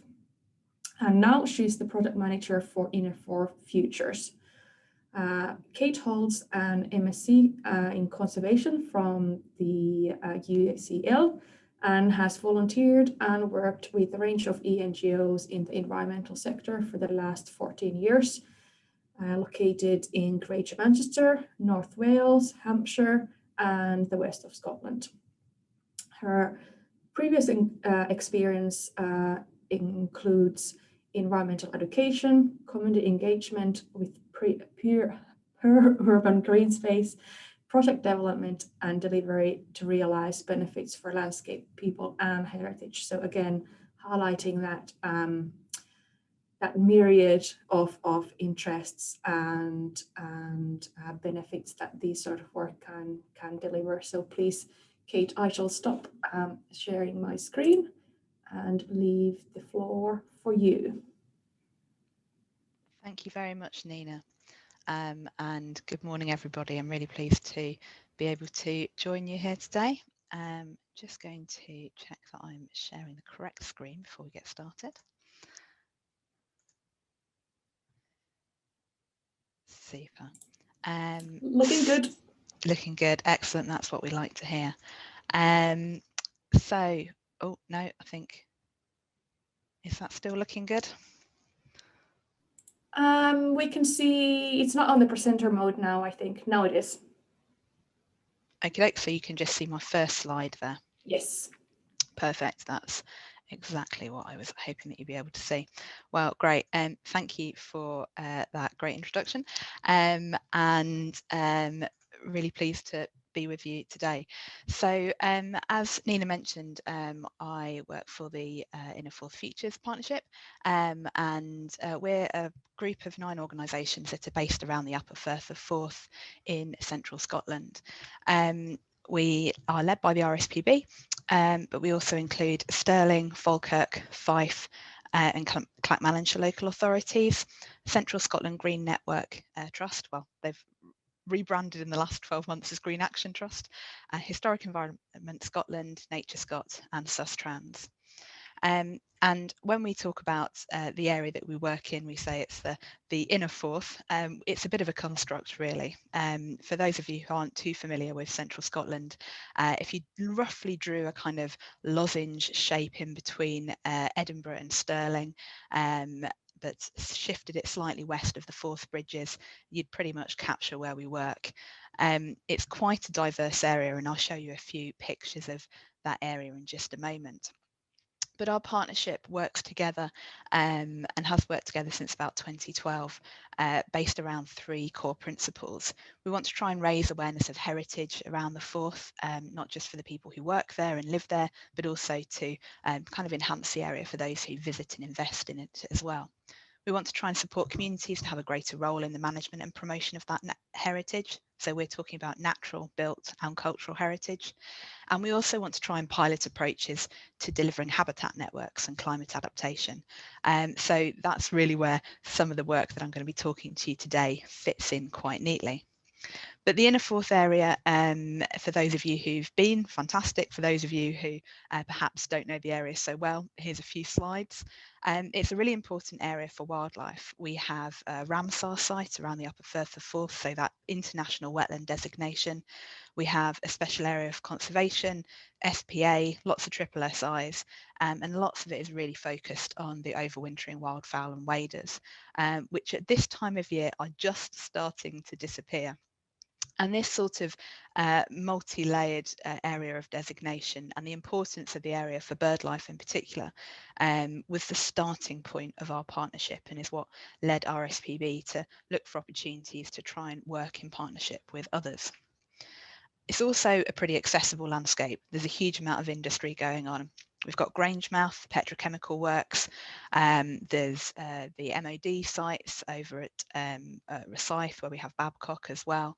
And we have Diageo, sort of the drinks folks up in Alloa. We're crisscrossed with lots of communications networks, whether it's road and rail or sort of pylons. So there's a lot of sort of people impact in the landscape as well. And at the centre of it all is this really dynamic river, which has wandered and winded around the landscape and changes over time. In Scotland, the seawalls are the responsibility of the landowner. I'm not too sure what the situation is in Northern Ireland, I'm afraid, but certainly I know it's quite different to in England. So there's that interest of sort of a dynamic landscape and how that sort of rise and fall of the river and potential future impacts of climate change may have an impact on the land as well. Around the Forth, we've got lovely meadows, lots of interesting different types of sort of peatland and wetland habitats, and plenty of fantastic woodlands as well, and great views when you get up onto the sort of raised beach scarp when you can look down onto the Forth. And because of that wealth of natural heritage, we've also got a really interesting mix of built heritage. It's not all visible, there's a huge amount under the ground that you can't see either, but that really draws people to the area. And these sort of buildings that we have left in the landscape really show the kind of rise and fall of different communities. And it's also a fantastic place to get out and explore. We have a great network of walking and cycling networks, and it's in easy reach of Glasgow and Edinburgh, which, as you can imagine, means that actually we have a really busy landscape at times as well. So there's that mix of people and wildlife in quite a small area. And as a partnership, we've previously worked at this landscape scale through a large lottery grant. And part of that work through the Inner Forth Landscape Initiative was around creating and enhancing some of the wetland, woodland, brownfield sites that we have around the area. And it's that work that we were carrying out in partnership with other agencies that brought us into contact with another project, and a project that was called EcoCo Life. And you may be aware of the LIFE pot of funding from the EU, and EcoCo Life were working across the whole of central Scotland at the same time frame as we were working there, between about 2014 and 2018.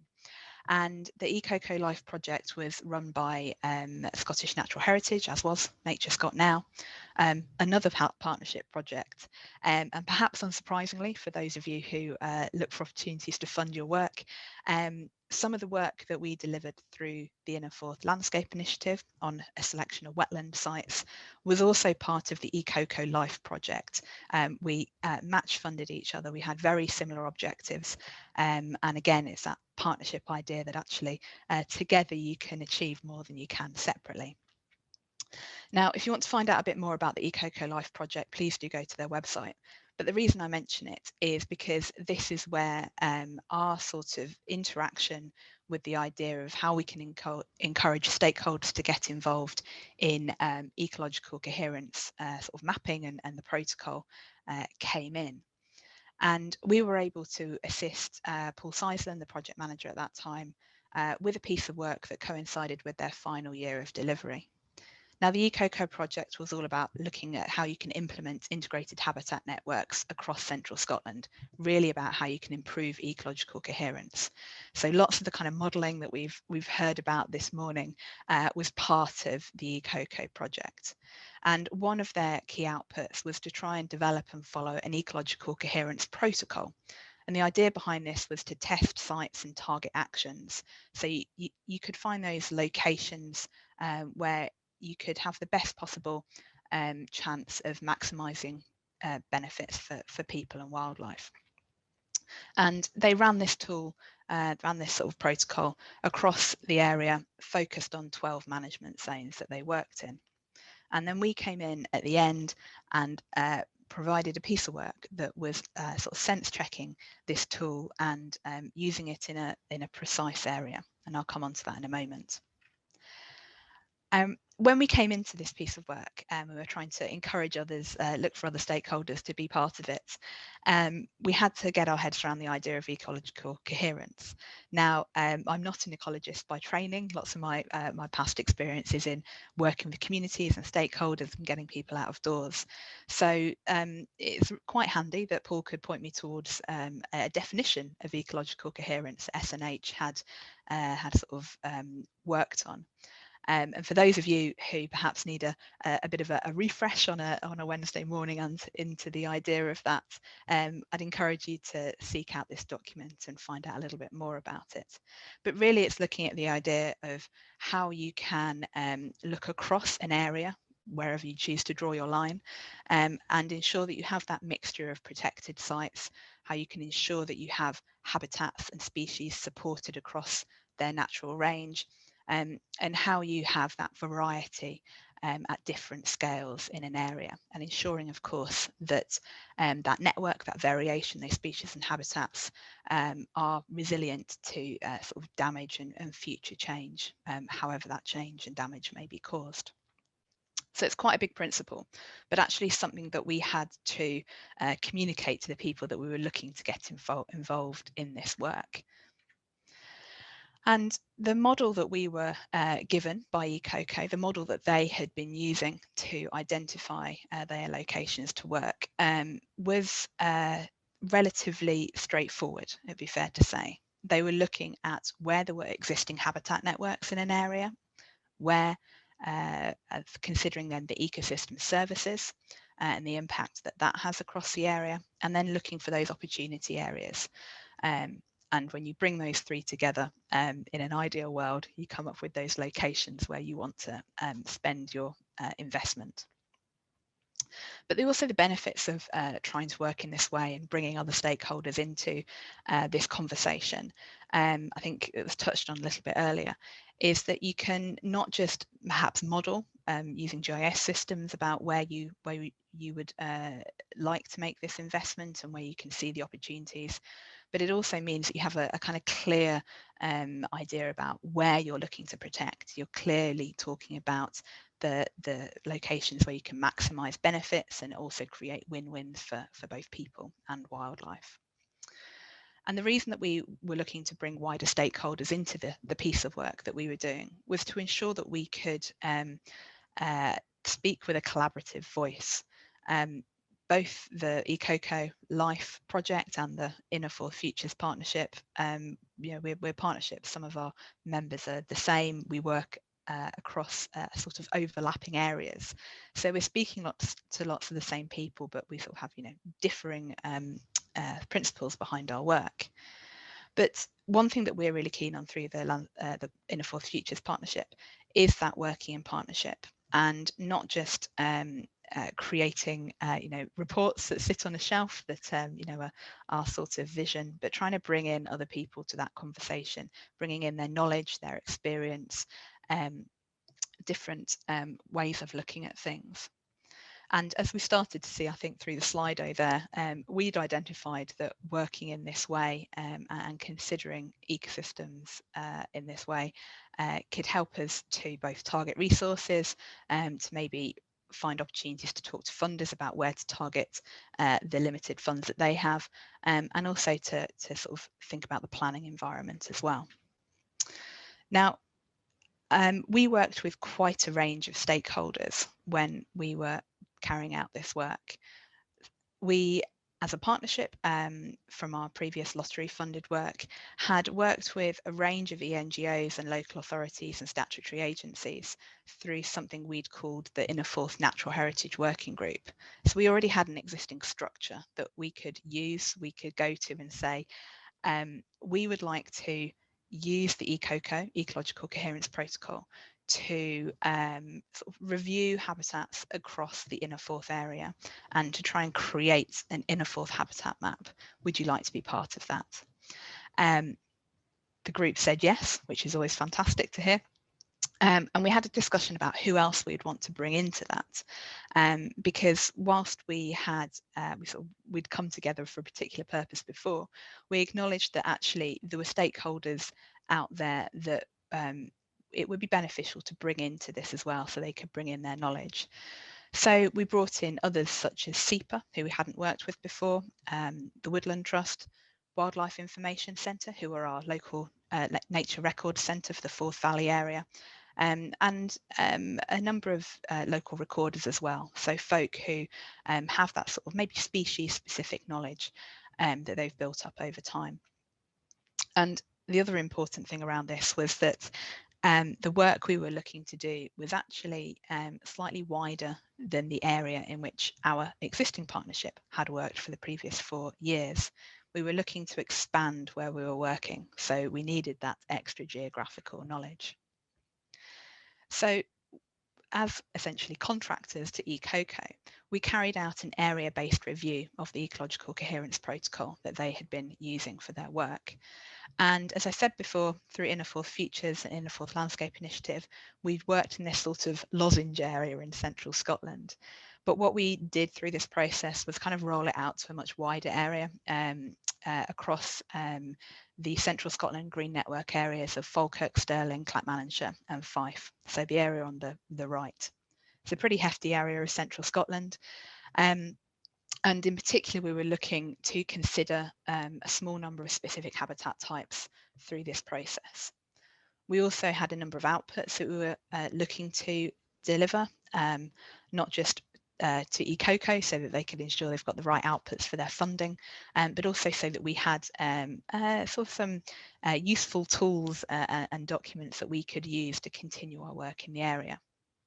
So we were encouraging folk to get involved, that little sales talk to our Natural Heritage Working Group and others by saying, if we come together, we're going to create this mapped habitat network for the area under a collective vision and a call to action that can help to deliver this.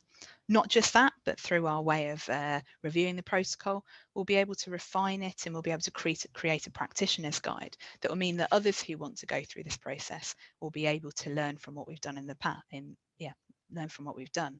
And the practitioner's guide I'll come to in a moment is available on our website. So we ended up reviewing, following the protocol through a series of 3 face-to-face workshops. And through each of these workshops, we took one element of the protocol and focused on it. And we chose to start with habitat networks as our first piece of the puzzle. And prior to the workshop, we collected a wide range of data, partly from Nature Scott's integrated habitat network mapping that the local authorities had access to, also things like protected areas mapping, maps of where local nature reserves were and local nature conservation sites, and also data sets from different organisations. So we had things like ancient woodland inventory as well. We were able to present this mapping on large scale maps, and as you would back in 2018, head into a small room together, enjoy cups of tea and cake together, and pick up your pens and start to draw on these maps. So the process that we went through was posing two key questions to the sort of 15, 20 folk who came along to this first session. And we said, for the mapped habitats that we've shown, for this small range of map habitats that we've shown for the project area, where are the important areas to conserve? So where are the existing areas of habitat that we know are important and we know are important to conserve? And then where are the opportunities to create new habitats in the area? When you think about those woodlands, grassland and OMH habitat, peatlands and heathlands, rivers and wetlands and intertidal. Obviously creating new habitat doesn't work for all of those, but for some of those it will do. And so we were able to sit down and review the maps and use people's local knowledge and their other documents they'd brought along to actually map that out on the day using that. We took that away and uploaded that into our GIS system, remapped it, and came back to our second session with a map that looked a little bit like this. And it kind of showed the designated areas where the rivers were, and where we felt there were those important areas to conserve, but also sort of wider network opportunities.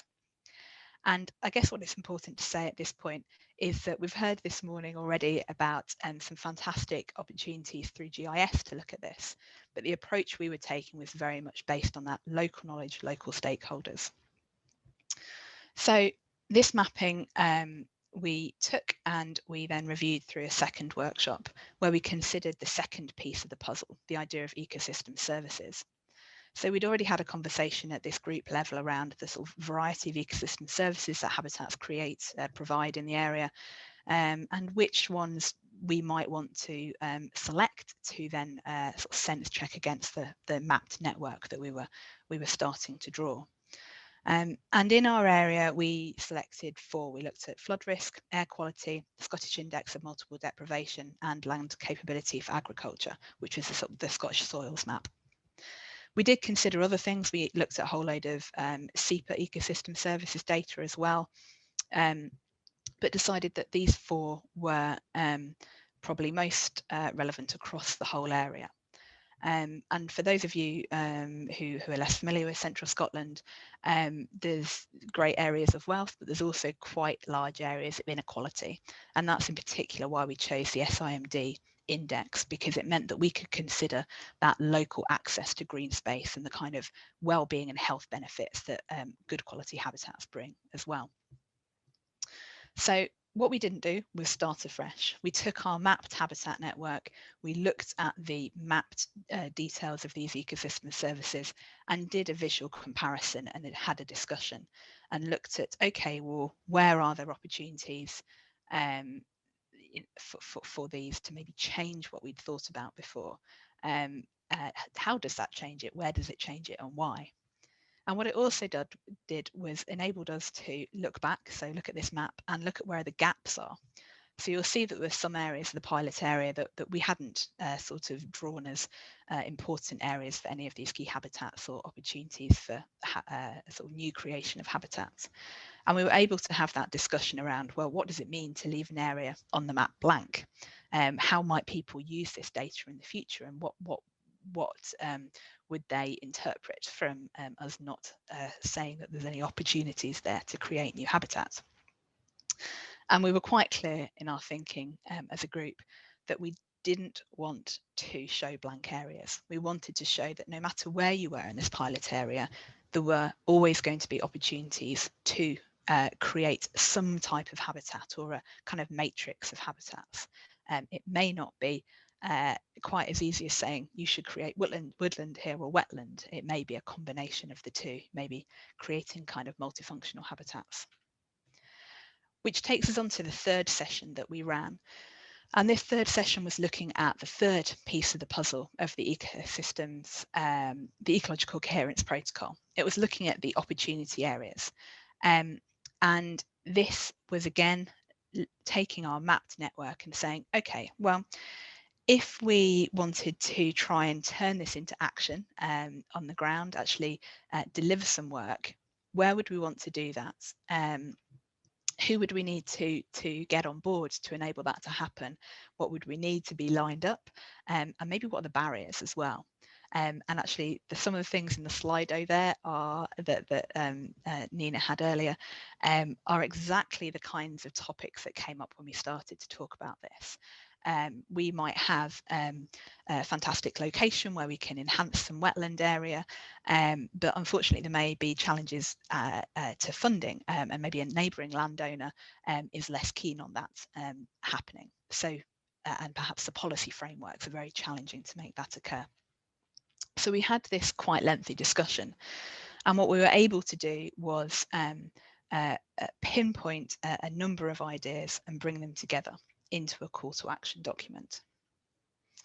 And this is roughly where the sort of funded piece of work that we were delivering for the eCoco Life project kind of closed. But it's definitely not where the story finished for our group of stakeholders and for our partnership. So what we ended up with at the end of the pilot was a series of maps, a pilot map for the east of the pilot area and a pilot map for the west of the area. And the mapped network is, we talk about the map network about the whole of the area. So that we're clear that that's the network. This is very much based on that, taking the existing data, reviewing it with people's local knowledge, looking at it through a sort of ecosystem services perspectives, and thinking about opportunities as well. And through this collaborative process, we were able to kind of refine how you might run a process like this with others. We had good discussions about, did you need to start by thinking about those habitat networks, or could you perhaps start this process by thinking about ecosystem services at opportunity areas? And within our group, we came to a decision that actually you could start anywhere in that sort of trio of principles. It perhaps depends on the scale you're looking at. You might be looking maybe on a sort of one sort of land holding scale, in which case you might start with opportunities because you know what opportunities you have in that patch of land. Or perhaps again, if you were coming at it from a different principle, you might start with the ecosystem services side of things. So we have this map network. We also have it as a GIS package. And what we have done is made it available on both our website and the eCoco Life website. But when we present this, we're very clear at presenting that we try and present it as a whole. We don't have individual maps that show, say, the wetlands, the peatlands and the woodlands. We very consciously have this all presented together because we felt that it makes most sense when the data is presented as one, because there is so much sort of interconnectivity between this. And you could equally perhaps take one package, one sort of section, perhaps woodlands, and you could perhaps take it out of context and not see that we've looked at the other types of habitats across the area.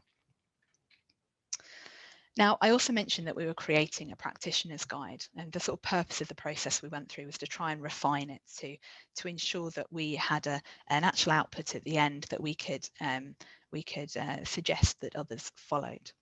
So what we did was to put together a guide, which again, it's a sort of 6 or so side of A4. It's again downloadable from our websites.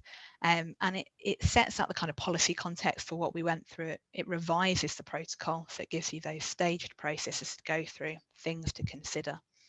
And it presents the process that we went through in the Inner Forth as a case study. So I'd send you towards that if you'd like to find out a little bit more about the detail of what we went through. It gives also some data sources. Thanks, Nina, grand. It gives some data sources for where we actually gathered our data as well. And we found this quite a useful tool. Now, I mentioned that we also were starting to create a call to action, and this is really where our group of stakeholders continued working, and our call to action was actually only finalised last year, so it had taken about another 18 months to work through. And what we've ended up with is a couple of sides of A4 for each of our 5 key habitat areas, and those are our habitat action plans. It's a set of key actions that as a group we feel need to occur in the Inner Forth area to deliver the mapped habitat network. There will definitely be other actions as well, but these are the ones that our group of stakeholders identified. We were also able to identify some of the barriers to action, whether that might be funding, policy, or maybe land use and other issues. We could pinpoint some priority locations and consider those constraints and opportunities.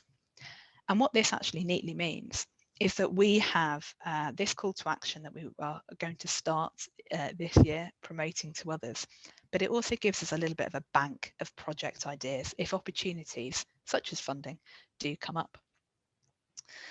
But how does this work fit into the wider context? Well, I have a feeling that Max Hislop, who was one of the speakers last week, talked much more about the policy context, so I'm not going to go into it in too much detail. But the work that we did feeds into the Central Scotland Green Network sort of place for nature priority, and the CSGN is a key part of Scotland's national planning framework.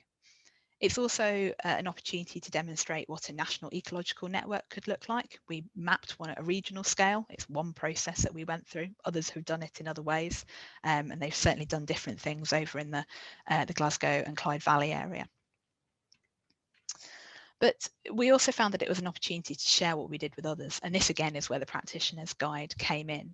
So over in Edinburgh, through the Edinburgh's Thriving Green Spaces project, Donya Davidson and her colleagues are going through a very similar process, but with a bit more of the GIS modelling side of things, I think it'd be fair to say. They're using the principles of that, using the protocol approach to map out an ecological coherence plan for Edinburgh. So it's quite exciting to see how someone can take a piece of work and adapt it for their local processes. And back in the Inner Forth, we've been able to use our mapped habitat network and use our call to action to secure funding. We secured funding about 100k through the Nature Scots Biodiversity Challenge Fund last financial year. And that enabled us to work on 4 sites in the area to enhance them for wetlands. And this again was led through the Inner Forth Futures Partnership, but involved work with Fife Council, Falkirk Council, Stirling Council and the Scottish Wildlife Trust. So we came together again through that partnership, through that idea of the Inner Forth Habitat Network, and found opportunities to deliver for nature and for people as well. And it's also the ideas through the Habitat Network are also helping us to think about where next. Through our partnership, we are starting to develop a new project called Climate Forth. We're hoping to secure funding from the National Lottery Heritage Fund, and we're starting to develop an application that will go into them later this summer. And it's all about supporting resilience for habitats, for heritage, for communities, and moving towards those net zero ambitions. So if our funding application comes off, hopefully in 2022, we'll be delivering some exciting development work. And then we also hope that we'll be able to deliver some work on the ground from 2023 onwards. But certainly the work that we've done through the Habitat Network mapping, through the use of the Ecological Coherence Protocol, is really at the core of that new project. So I'll leave it there. Thank you very much for listening. I'm very happy to answer any questions that you may have.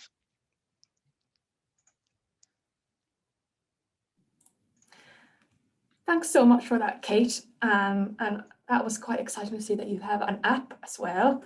I definitely need to check that out.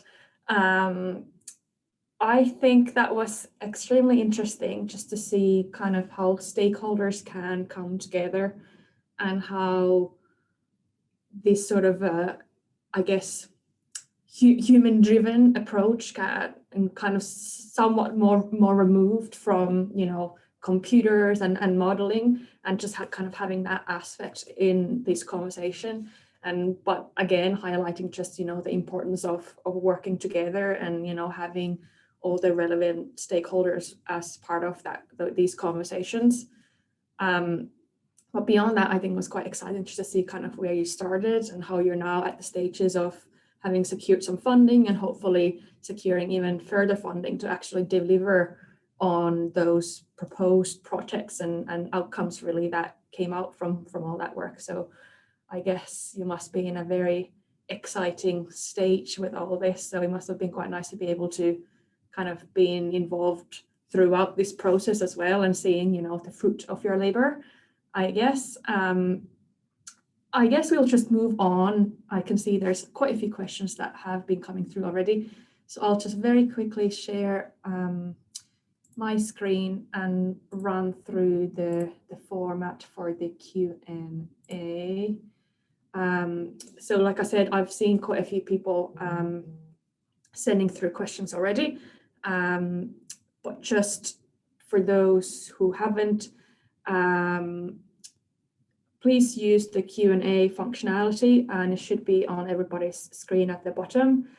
If you can at all, please mark down which members or member of the panel you would like to pose your question to, and then we can do that on your behalf. There is also the box, like I said earlier, to tick if you want to make your question anonymous, and also if you want to upvote your question, just so we can make sure to prioritize them. There's the thumbs up functionality.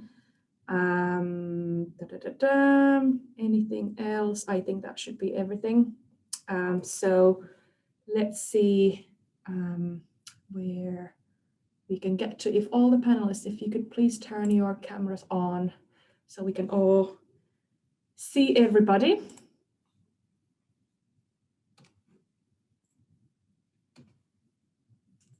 And I shall try to pull up that Q&A functionality for myself as well.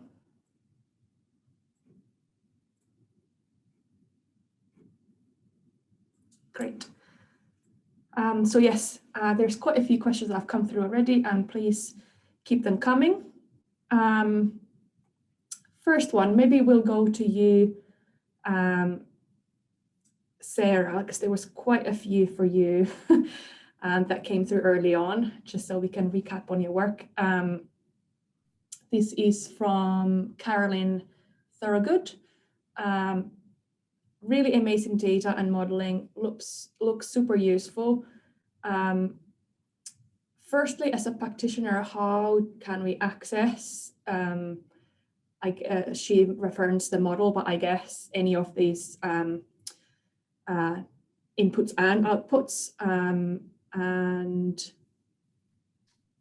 then the question got lost because somebody added a new one. Secondly, nature networks will be important for connecting people with nature and supporting well-being and equality when it comes to access. Is there data on accessibility to green space that could be also included into this work? Yeah, thanks very much, Caroline. That's really good couple of questions there. First of all, in terms of accessibility, some of the data sets I mentioned are available via our GIS managers, sort of a particular email address and website. I can try and put that in the chat in a moment, or by contacting me. So you can get in touch with me. I put my contact details on the last slide. So yeah, please feel free to get in touch. Some of them are publicly available. Some of them are just, you know, we work together on them as opposed to just having a website to dish them out. In terms of accessible green space, yeah, really important. And, you know, as we've seen over the last year or so, how important natural green space is for people's well-being, really crucial. Our Nature Networks handbook, you know, I mentioned briefly the fact that it talks about the users, you know, the human users of an ecological network, as well as the nature beneficiaries too. And it's really important to bring those things together. We don't have, so far in the kind of data sets that I provided today or talked through briefly today, the, you know, green infrastructure or accessible natural green space isn't included in those. But really I've scratched the surface on the amount of, on the sort of available data that will be going into the Nature Recovery Network Toolkit, for example. So there will be data sets that can talk to those kinds of things that you mentioned. I think it's probably really important to do that at a kind of local level. You know, think about the kind of stuff that you have on the ground and the more detailed local data that you might have there. We really, you know, at a national level, we are thinking about where we put nature-based solutions for climate change adaptation, for climate change mitigation. And, you know, it's really important to you know, get the best impact out of the kind of location of those things, so the right stuff in the right place, and all the other kind of socioeconomic data sets that would be useful within that. But yeah, we have the People in Nature survey as well, where lots of information is gathered via from people, how they use local green space, how they use how far they travel for things, what they like to see when they get there, all of that kind of stuff. And we have a People in Nature program as well. So that's really important to feed in the kind of information from that survey and from the work that they do on socioeconomic impacts. And, you know, a lot of the findings from over the pandemic and the injustices in terms of, lack of access for certain types of people, certain groups, certain areas, hugely complex and important to include, not only for people's well-being and benefits, but also because we know through that survey that if people have access and value something, if they have access to it more readily, they'll value it into the future and look after it. So yeah, all kinds of reasons why that stuff should be included. And yeah, a good point, needs to be included spatially as well as verbally and in partnership, as Kate's project showed. Yeah. I guess when you think about it practically, it becomes a lot more relevant at that local level, doesn't it? Not that issue keep going on a national level, but when it comes to actual kind of practicalities and delivery, it's kind of local context that really affects that decision making. But at the same time, highlights like need of having awareness and process and know-how on these aspects as well. And it's certainly become more and more relevant as time, during lockdown. Nina, sorry, but I think you have a problem with your speaker and headphones. I know you don't use that, but I don't know what's going on. We cannot really hear you. Any better? Not I really. was worried it was just me. Sound like you've gone underwater or something. I shall try my headset.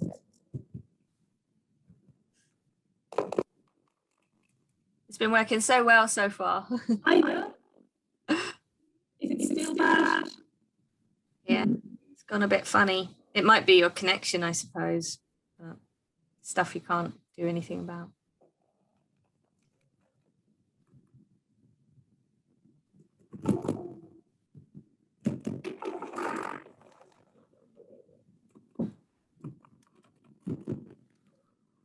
Any better?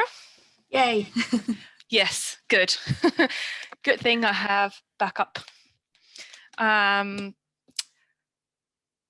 don't know where you lost me. I guess I might just repeat myself. When it comes to, access and all of this that we talked about, I guess even though you need to have that kind of bigger scale awareness for it, and I guess national level data sets and so on this, it becomes a lot more relevant at a local level, doesn't it? And obviously that's even more, highlighted now during, several lockdowns. I don't even know what number this is now. But I guess it's come very much to to the forefront of people's thinking, So I would only imagine that this sort of thinking is going to become more and more linked into when it comes to conversations around nature recovery networks on the whole, but when it comes to our green spaces. And I guess there was another question, which I guess, Kate, you might be able to expand on. I've lost my mouse now because I had to plug in my my headset. There was a question, I think, for that came through anonymously for Kate. If EcoCo stakeholder consultation modeling was done in 2018, i.e. pre-lockdown, and all other restrictions and their impacts on society, obviously having come out of that, does this would you think that you would like to do a rerun of your, I guess, mapping due to that, obviously people's priorities and preferences regarding land use and access might have changed since. And I guess this could be, you know, relevant for you somewhat, Sarah, as well. But obviously you're looking at the bigger picture. But do you think that there is anything in terms of not just including new data sets, but as well new kind of aspects that need to be included to this sort of thinking, just because of, you know, the impacts of lockdown and people changes, I guess, in people's behavior? But if you could start with that, Kate, and see whether that has been something that you have been considering. Sure. So we have had a conversation around when we might want to look again at this, and we really focus that conversation around sort of refreshing our call to action rather than perhaps the kind of mapping that's behind it. And I guess where the challenge comes is that the group of people that we had involved in that, lots of those individuals work for organisations that are heavily reliant on grant funding. Our partnership again operates through the sort of contributions from partners, but also external grants. So being able to be in a position where you plan something like that into your kind of your work, where you maybe don't have a piece of funding to do it, can be a little bit challenging. But that's not to say that there's no no benefit in doing that. I think what might be most interesting is looking at those kind of opportunities in the ecosystem services side of things, and taking the idea of looking at a local level. So we carried out our mapping for a very large area, but that's is much wider than the area that our partnership usually works across.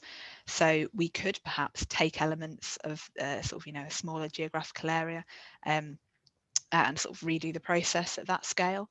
I think that would be manageable, but again, it's whether we see a benefit in doing that. You know, what's the purpose in doing that? Is it going to help us achieve our aims, or is it simply so we're putting kind of refresh out into the wider world? And I guess it also comes into thinking about how we hoped this data might be used. So it's data that the stakeholders who were involved in it all signed up to. They all, you know, agreed with the outputs. It was at that sort of collaborative level, and we hope that it's a piece of work that others will refer to when they're making decisions, whether that might be planners or perhaps local landowners. That's obviously quite aspirational. We have a lot of work to do around promoting it and going out to other stakeholders. There's another question in there around how, yes, we missed out people such as maybe tourism sector or farmers, for example. Farming is quite a big part of our landscape. Yeah, we have acknowledged in our reporting that we did not reach all stakeholders. It was a focused look at what we could do in a particular time frame. So we're very certain that if we do come to redo this, we will go out to other stakeholders. And in fact, our call to action would be informed by speaking with those wider stakeholders as well. But unfortunately, at this particular point in time, it does come down to that sort of where you can put effort due to the funding that you have. Yep, that would have been very much my next question, because I noticed that other one to do with stakeholders. So thanks very much on picking up on that. I guess I might come back to the actual kind of practicalities, both inside of or in terms of having access to data sets for your own mapping and having people involved in that process. We talk a lot about different stakeholders and different data sets, but both in terms of data sets coming in towards your mapping exercise or modeling exercise, and in terms of touching upon what we touched upon with Sarah in terms of sharing those outputs as well. There was a question that came through from Jane highlighting that in Northern Ireland especially, we do often have issues with having publicly available data sets. So I wondered whether actually all of you three might be able to highlight at all? Did you have any issues in terms of accessing data for your work, or any kind of data and licensing and sharing issues, but also kind of the decisions when it comes to making certain outputs available and certain outputs potentially not available, and how should they be made available? I know it's a big question, but I wondered whether you could all touch upon a little bit kind of both inputs and outputs, access and sharing, and sort of considerations that or even just, you know, threshold that you might have faced yourselves. If you wouldn't mind starting, Kate, because you were already on the screen. Yeah, sure. Thanks, Nina. So data inputs, the data mapping was, the GIS systems will run through RSPB. So we had a number of data sharing agreements with local authorities already, but we may, apologies, stretch my memory a touch, we may have had to set up separate data agreements to ensure that we could use the data that the local authorities had. Although I have a feeling that the base data that we used was Nature Scott's integrated habitat map, which if it's not publicly available, it was certainly available to RSPB through the Inner Forth Futures Partnership, through the Central Scotland Green Network Trust. So that sort of partnership approach was beneficial. We did use publicly accessible data from other organisations like the Ancient Woodland Inventory and protected area data. Data outputs, I think if you look at the mapping that we have presented on our website and the GIS layers that we have available, the only sort of direct data that we are showing on that from other sources is that protected area data. We have essentially redrawn the opportunity areas and redrawn the important areas for conservation. Yep, they probably overlap very heavily with some of that other data, but it's been informed by the process we've gone through. We didn't actually discuss whether there were any challenges in presenting that back out, which is a very interesting question. So I'll be interested to maybe take that back to some of my colleagues to have a chat about. But yeah, that's how we went through the process. Thanks. Sarah, would you mind expanding on that from your perspective at all? Yeah, sure. I mean, it's a huge issue, and it's something that you come across all the time. And, you know, you want to use some data, some really great stuff that's out there. And then you have to be really mindful about maybe the fact that as Natural England, a large organisation, we have those contracts or licenses, but then what do we want to do with it, and who do we want to hand it out to? You know, that's the main point of anything that we do, not to keep hold of it, but to, you know, give it out to people if it's, you know, for them to use if it's useful. So yeah, it's really annoying. It can be very frustrating at times because you know that there's something there that you can use. We have come up against that, particularly with the use of soils data in the National Habitat Network.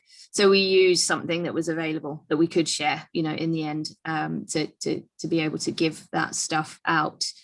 It can be a really convoluted process just internally to get, you know, to get people to sign off on sending something out, even if the license stuff is really hidden and completely unable to be kind of re-engineered back out. And yeah, like I said, it can be quite frustrating. So yeah, I just think that we really need to get some of that stuff sorted and stop, you know, putting so many constraints on things. Whilst, you know, clearly we need to respect the work that's gone into something. But a lot of the time there'll be public money that's going into the collection of data and then only available on license. And that seems like a strange thing a strange situation to be in. So yeah, it's something to very much be aware of when you're creating something. And I think, yeah, a lot of us, you know, collectively, we need to get our act together a bit and free up some of this stuff. Thanks for that. Ian, I wonder whether you would have anything to add on from this or the sort of Northern Irish perspective, and also in relation to the kind of outputs that you might have from this particular project on the living maps as well. Yes, certainly. As a government agency, we're signed up to the Northern Ireland Open Data Strategy. So new projects, open by design is kind of the default position. And with this product, yes, I should have said, it is going to be completely open under open government license. And we have ensured that all of the, because there's an awful lot of data from various sources that goes into this, but we have checked with those owners that they are happy that this output product is going to be open and freely available, because that's key to making sure that there is no restrictive covenant placed on it, other than people obviously using it in the right way. But I don't think we have any particular concerns there. So yes, this will be a freely available product. And in terms of our own other data surveys and data provision, yes, that again is going down this sort of, it's like a UK charter really for government, openness and open by design, because it promotes so many other subsequent good projects and collaborations that maybe weren't thought of without that data being out there. So yes, that is our plan. And I think there was maybe a particular question driven at NI DERA, and certainly around reports and research as well. We're about to launch this initiative called the Knowledge Hub, and it's just a better way, a more structured database for people to be able to query all of the research papers that we've had over the years, and be able to define those in sort of contextual searches as well. So yeah, that's kind of our default position. Okay, thanks a lot for that, Ian. That's very useful information. There was really a couple of questions when it comes to species, and I think these are really directed to you, Sarah. First of all, thanks again for your fascinating presentation. I guess the first one was really touching on Condatis as a model. And there was a question coming from Georgina Thurgate asking, what are you basing your flow on? Is it plant species, VRC disperser, or is it animal species associated with the particular habitats? But there was also another one from Peter Archdale highlighting a book from Benedict MacDonald,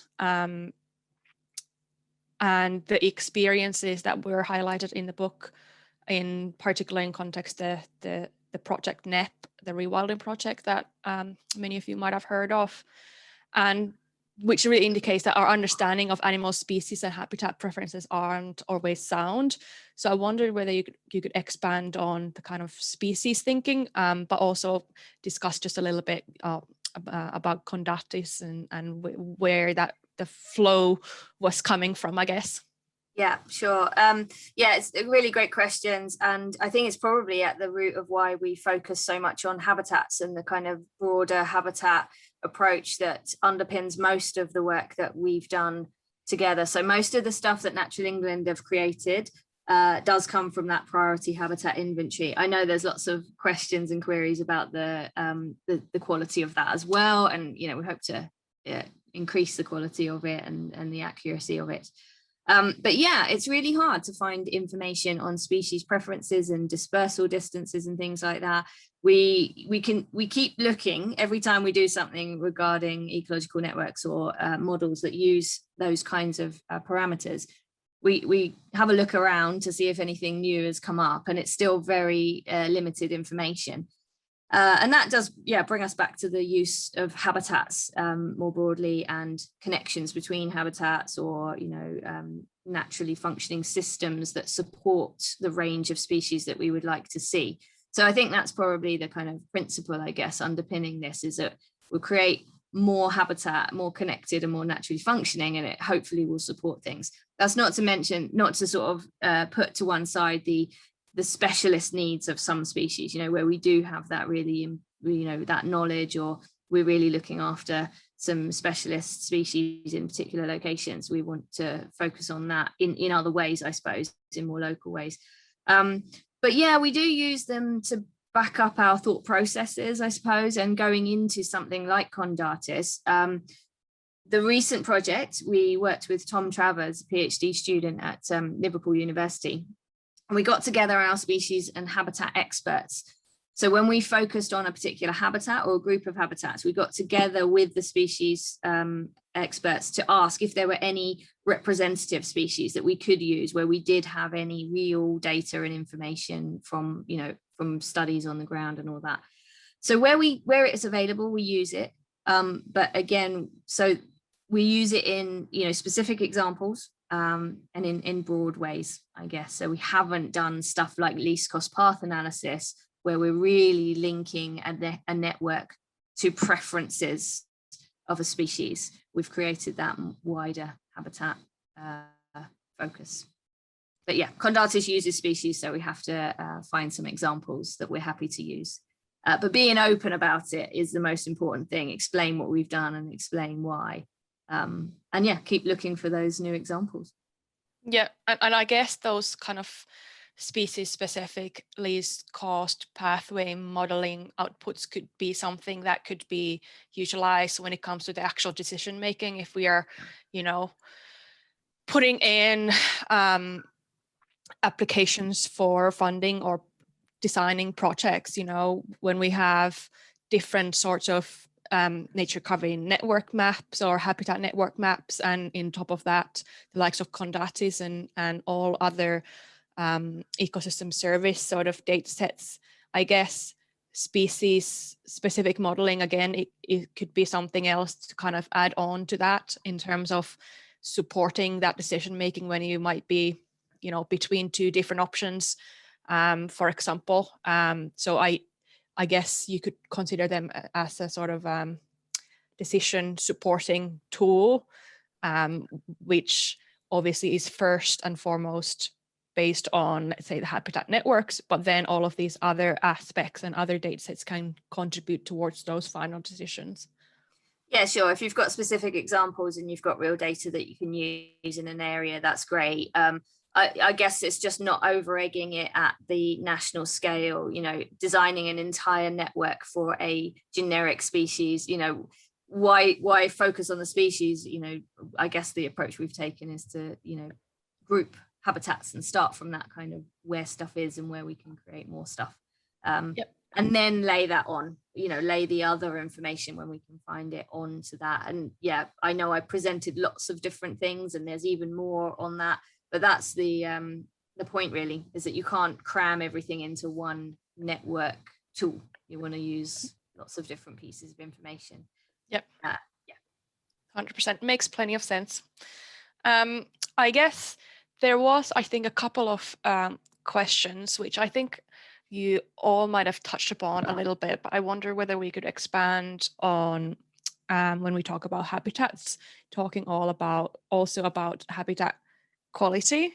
And I wonder if you could start on that, Ian, in particular, in terms of the living maps and how capable or non-capable is the system to look at not just habitat types, but condition as well. And I wonder if on top of that, Sarah and Katie, if you wouldn't mind expanding on kind of where has it been possible to input that already, or at the same time, not possible when it has, when it comes to, I guess, your particular mapping exercises, because obviously when we talk about habitats, it's not just about what's there, but it's also, is it in good condition enough to support the species that that it's based on, I guess. Okay. Well, yes, to start with, I guess, and certainly our main ambition at the moment is identifying habitats and extent, but yes, those in a highly modified landscape as Northern Ireland, then yes, looking at condition is a next step, and certainly with our joint partners and JNCC and other interagencies, that is an area that we're looking at the moment in parallel, and so there are some variables that you can certainly pull out. You can look at sort of abandonment and encroachment with scrubbing on certain habitat types. You can look at, you know, in peatland, you can we're looking at bare peat as an indicator of something suboptimal that's happening. Obviously, burnt areas, most recently, unfortunately in the Mourns, which we picked up there on the weekend. Yeah, those obvious scarring entities, they pull out very well. And then there's indicators of wetness, which again, indices that you can then associate, particularly around those wetland habitats, peatland as well, particularly. So yes, these are things that we're looking at. Some of the fine granularity that can only be pulled out through quadrat-based survey, then that's obviously a challenge. But some of the bigger obvious elements, as I say, such as erosion, encroachment, scrubbing, fire damage, wetness, those are things that we can look at and are looking at. Yep, that makes plenty of sense. And I guess we're talking about technology as well, and the technology, would like to think, is only going to improve going forward. So these are the sort of thinking processes that might be relevant going forward as well, in terms of trying to start incorporating this sort of thinking more and more. But it's really interesting to see how much it already is able to pick up on. And obviously, with that ecological know-how, then you can start linking that to when it comes to, pear peat, that obviously naturally relates to the condition of that habitat type and so on. So that was really interesting. Thanks. Anything to add? Maybe Sarah, and then we could go to Kate. Yeah, thanks. Very quickly, I mean, I guess we're already focusing on a certain quality or type of habitat by focusing mainly on the priority habitat inventory. We're already saying that that's a particular type of semi-natural habitat that reaches a certain quality. But then, in the National Habitat Network, we incorporate that kind of creation and restoration on the way, and also some of those restorable habitats as part of, the focus of where you could do stuff. In the vulnerability assessment, we've got some quality indicators within the management and condition metric. We look at things like SSIs and agri-environment schemes that are delivering biodiversity benefit as a bit of a proxy for something going on there that's better quality than something else. But also in the fragmentation metric, we look at where current PHI level habitat is, but also in the wider metric about permeability, we draw in other semi-natural land cover types from a different data set, so that broadens it again. And Condatis, there is a way, it's not got something specific about quality, but there's a way to kind of weight or give a coverage of an area that's in Condatis to sort of give, again, a proxy of quality. But yeah, something that's important to draw in, because we need to focus on better as well as bigger and more enjoined. I'll just come in briefly. So I guess with the process we were using the existing data that was out there. Yeah, we certainly had discussions around sort of the quality of that data, but also the quality that the habitats might be. I think this is really where our conversations around the opportunity areas came in. We were looking at how we could create benefits for the landscape, for habitat, species, and for people. So that was where we were able to use that local level knowledge to say, okay, well, we may have some fantastic, wetland habitat in one place, but actually we know there's an opportunity to create more, or to enhance that, and that would benefit the wider network. And here's a dot on the map where we could do that, and here are some ideas of where we could look for some funding. So I think from our perspective, that was the approach that we took. And the hope is that with this map network and the call to action, both sort of collectively through the partnership and as individual agencies, we might look for further opportunities to deliver that and sort of embed that idea of increasing habitats, or enhancing habitat quality, I guess, through different methods.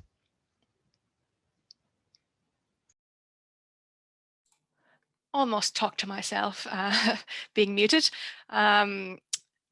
Great, that's really interesting, actually, what you've just said there, and how you can kind of come into it from that opportunity areas perspective as well, and how that sort of highlights that sort of thinking as well. I think we have almost managed to go through all of these questions. This is probably most relevant to Sarah, but potentially Ian as well. And feel free, obviously, Kate, to add on to this. It's quite a big one. It's come in anonymously, but I guess it's most relevant really to Sarah in terms of climate change, adaptation and mitigation. There's a question that has come through asking, will the wider plans to achieve net zero affect the potential for nature recovery networks? For example, land use changes arising from changes to agriculture practices, moving from plant-based, moving to plant-based priorities over meat-based, for example, when it comes to energy generation, I've even come across myself a field of solar panels in Northern Ireland. I didn't know this existed. Wind farms and so on, changes in housing. So I guess the question is really just, how might this affect even the approach that we are taking towards nature recovery networks?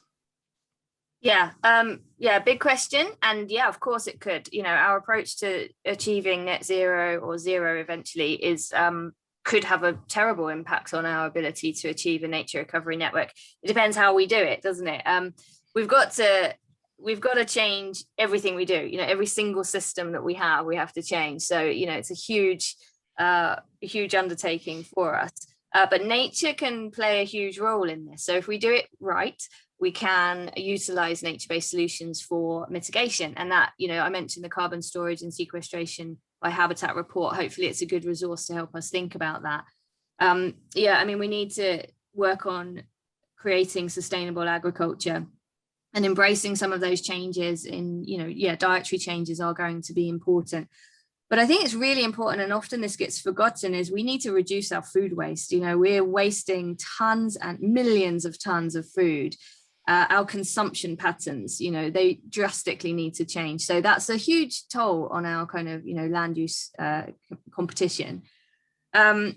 We really can do sort of maladaptation and malmitigation if we're not careful. So we could do that whole, planting loads of eucalyptus or whatever to sequester carbon quickly, but we can do it in that multifunctional way. We can produce those nature-based solutions for people, for adaptation, for mitigation. We can have it contribute to the nature recovery network.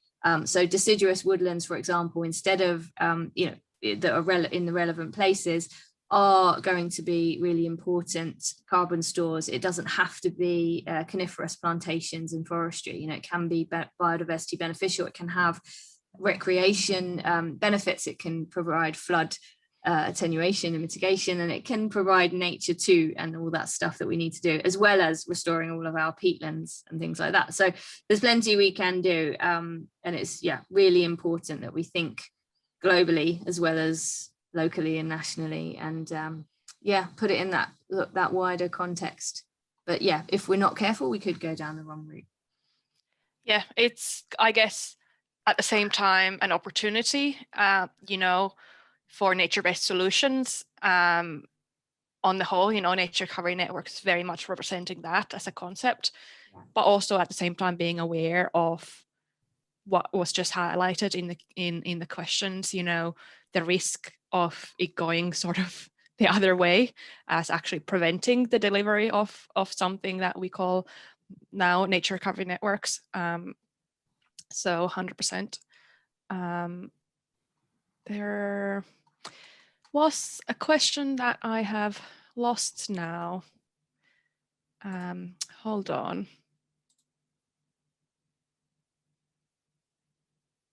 Yeah, I guess this is a little bit on the same theme. I think this came in anonymously for Kate. I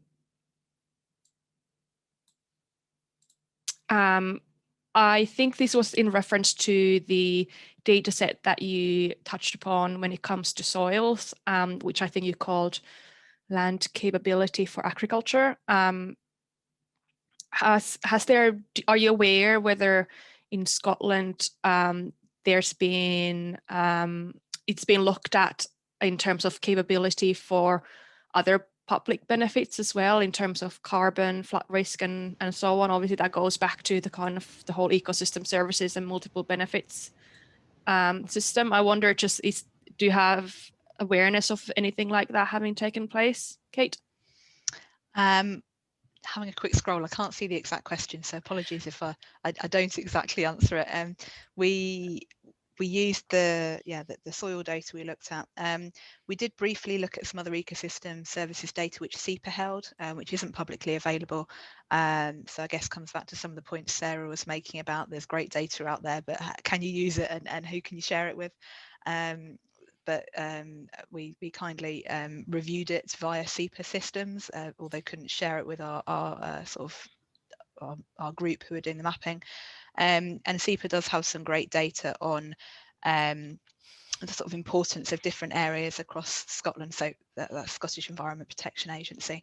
They have some great data on the importance of locations for recreation, for example. So yes, there is definitely data out there, but yes, it's that.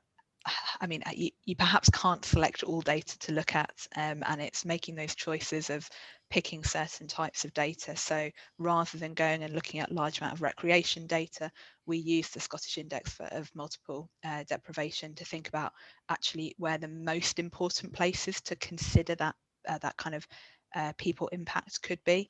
So the area that we covered across central Scotland, it doesn't include any of the national parks. It doesn't include any. It sort of includes part of the upland area in the Ochil Hills in Clackmannanshire, but lots of the locations which probably would be very impacted by recreation in Scotland are actually perhaps outside of the area. Saying that, it's going to come back to bite me. There's obviously lots of people in the central belt, but yeah, there's certainly other things we could have looked at and we may look at in the future. Great. That was fantastic. Thanks very much for that. I think in terms of the Q&A, we'll leave it there because we're already at 12:30. So I will try to very quickly launch our last Slido and then just recap very quickly, and hopefully we'll only be 5 or 10 minutes past our original scheduled time slot. So thank you very much for everybody who's still holding on there in the audience. I shall just share my screen very quickly, and hopefully this works, because this is very much an interesting question which was touched upon already earlier, really, in our previous question. You know, when it comes to, we talk about data sets and we talk about modeling, but they're only ever going to be a snapshot in time. So this comes very much back to what Ian is also working on, and the potential of having data sets updated on a regular basis. But what could that actually mean, you know, practically when it comes to nature recovery networks? We talk about maps, but we also talk about strategies and goals.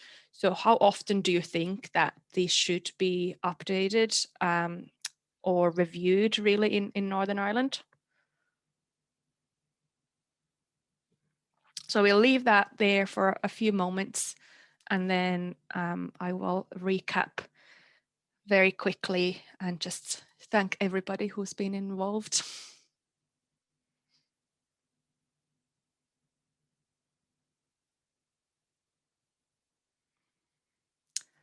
Well, we've got 3 different opinions already as data comes available. And I guess that just highlights really that sort of forward-looking thinking as well when it comes to setting up databases and frameworks, having something in place that allows these new data sets or reruns of these models, you know, efficiently and quickly, rather than having to bring in extra expertise and funding to do that on a regular basis. But also thinking about putting together systems and frameworks which are flexible enough, so when you learn along the way, you can also amend your thinking and even your, you know, models going forward.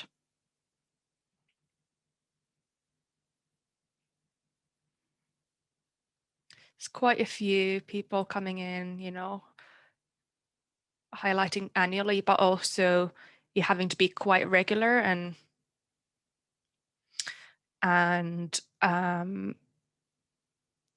making sure that when new data becomes available, that it is included when it's relevant. A couple of comments coming through, you know, highlighting the need to understand the actual strategies that these maps might be feeding into. So obviously that needs to fit within that.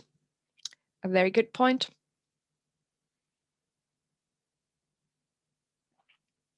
Yep, the importance of clarifying what is success as well. So what are you actually measuring? A very relevant point. Because we're not just talking about, you know, when we talk about nature recovery networks and expanding the network, like we touched upon, it's not just about having them or creating new habitats on the ground, but making sure that they actually deliver towards a functioning network and provide that service that you know, that they should be capable of providing. So it's about functional connectivity more than anything. Right, we might leave it there just so we don't run over it too much, but thank you very much for all of those responses. And like I said, again, we'll get a record of all of this. And I think when I now stop the sharing, I think the link to this particular question will stay live, and we'll keep it open for a good hour after this in case you have any burning opinions on this after we finish.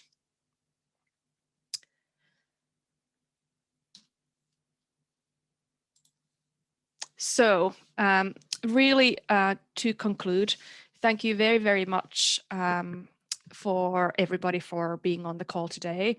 I think we can all, I've very much enjoyed all of the 3 sessions, and I think the conversations that we've been having and the presentations that we've been hearing have been extremely interesting and useful when it comes to conversations to what nature recovery networks could mean for us in Northern Ireland. So a huge thanks goes to all of our presenters and especially all of you really in the audience, and for taking the time and interacting with us and asking all of those questions. I think it's been fantastic.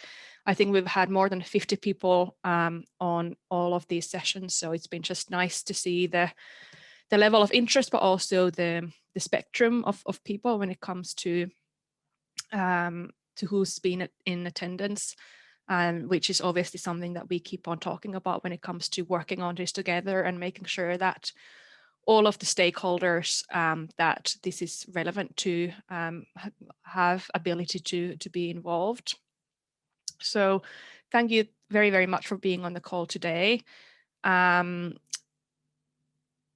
I guess when it comes to sort of summary of today's messages, I think it was quite clear that there is a lot that can feed into the sort of design and thinking about nature recovery networks, from remote sensing, but then also highlighting that importance of ground truthing, data availability, data access, but like I said, that stakeholder involvement as well.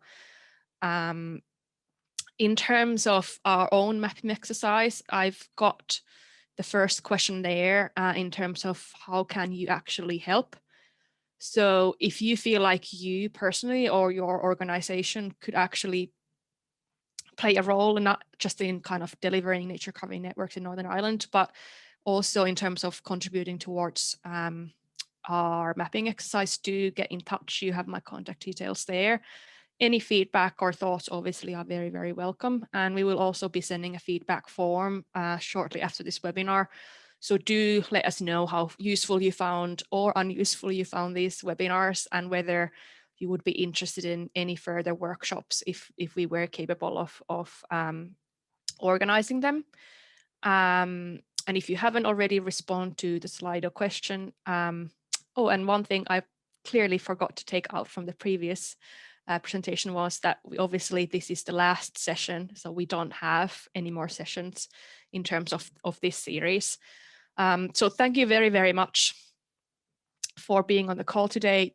Huge thank you for the presenters and your willingness to be put on the spot as well when it comes to the Q&A. And obviously thank you to Monica and Laura behind the scenes. You have done brilliant work with sharing all the links. So I think what we'll do today again is that we'll collate all of those links and share them with all the attendees, because there's quite a few. So I'm sure you weren't able to necessarily pick them all out. And obviously, it's not just me, I'm just the lucky person here who is the face really of the project, but there's a lot of other people working behind the scenes in the partner organizations contributing towards the project. So it's not just me, and obviously we wouldn't be here if it wasn't for our funder HLF. So thank you very, very much for that. And obviously their contribution towards the other initiatives that have been talked about today has already been highlighted as well. So I guess we'll leave it there. So we're only 9 minutes behind schedule, which isn't too bad. So thank you very, very much one more time. And hopefully we'll continue having these conversations going forward. So any feedback or comments, do please get in touch, and we'll see how this all progresses for us here in Northern Ireland.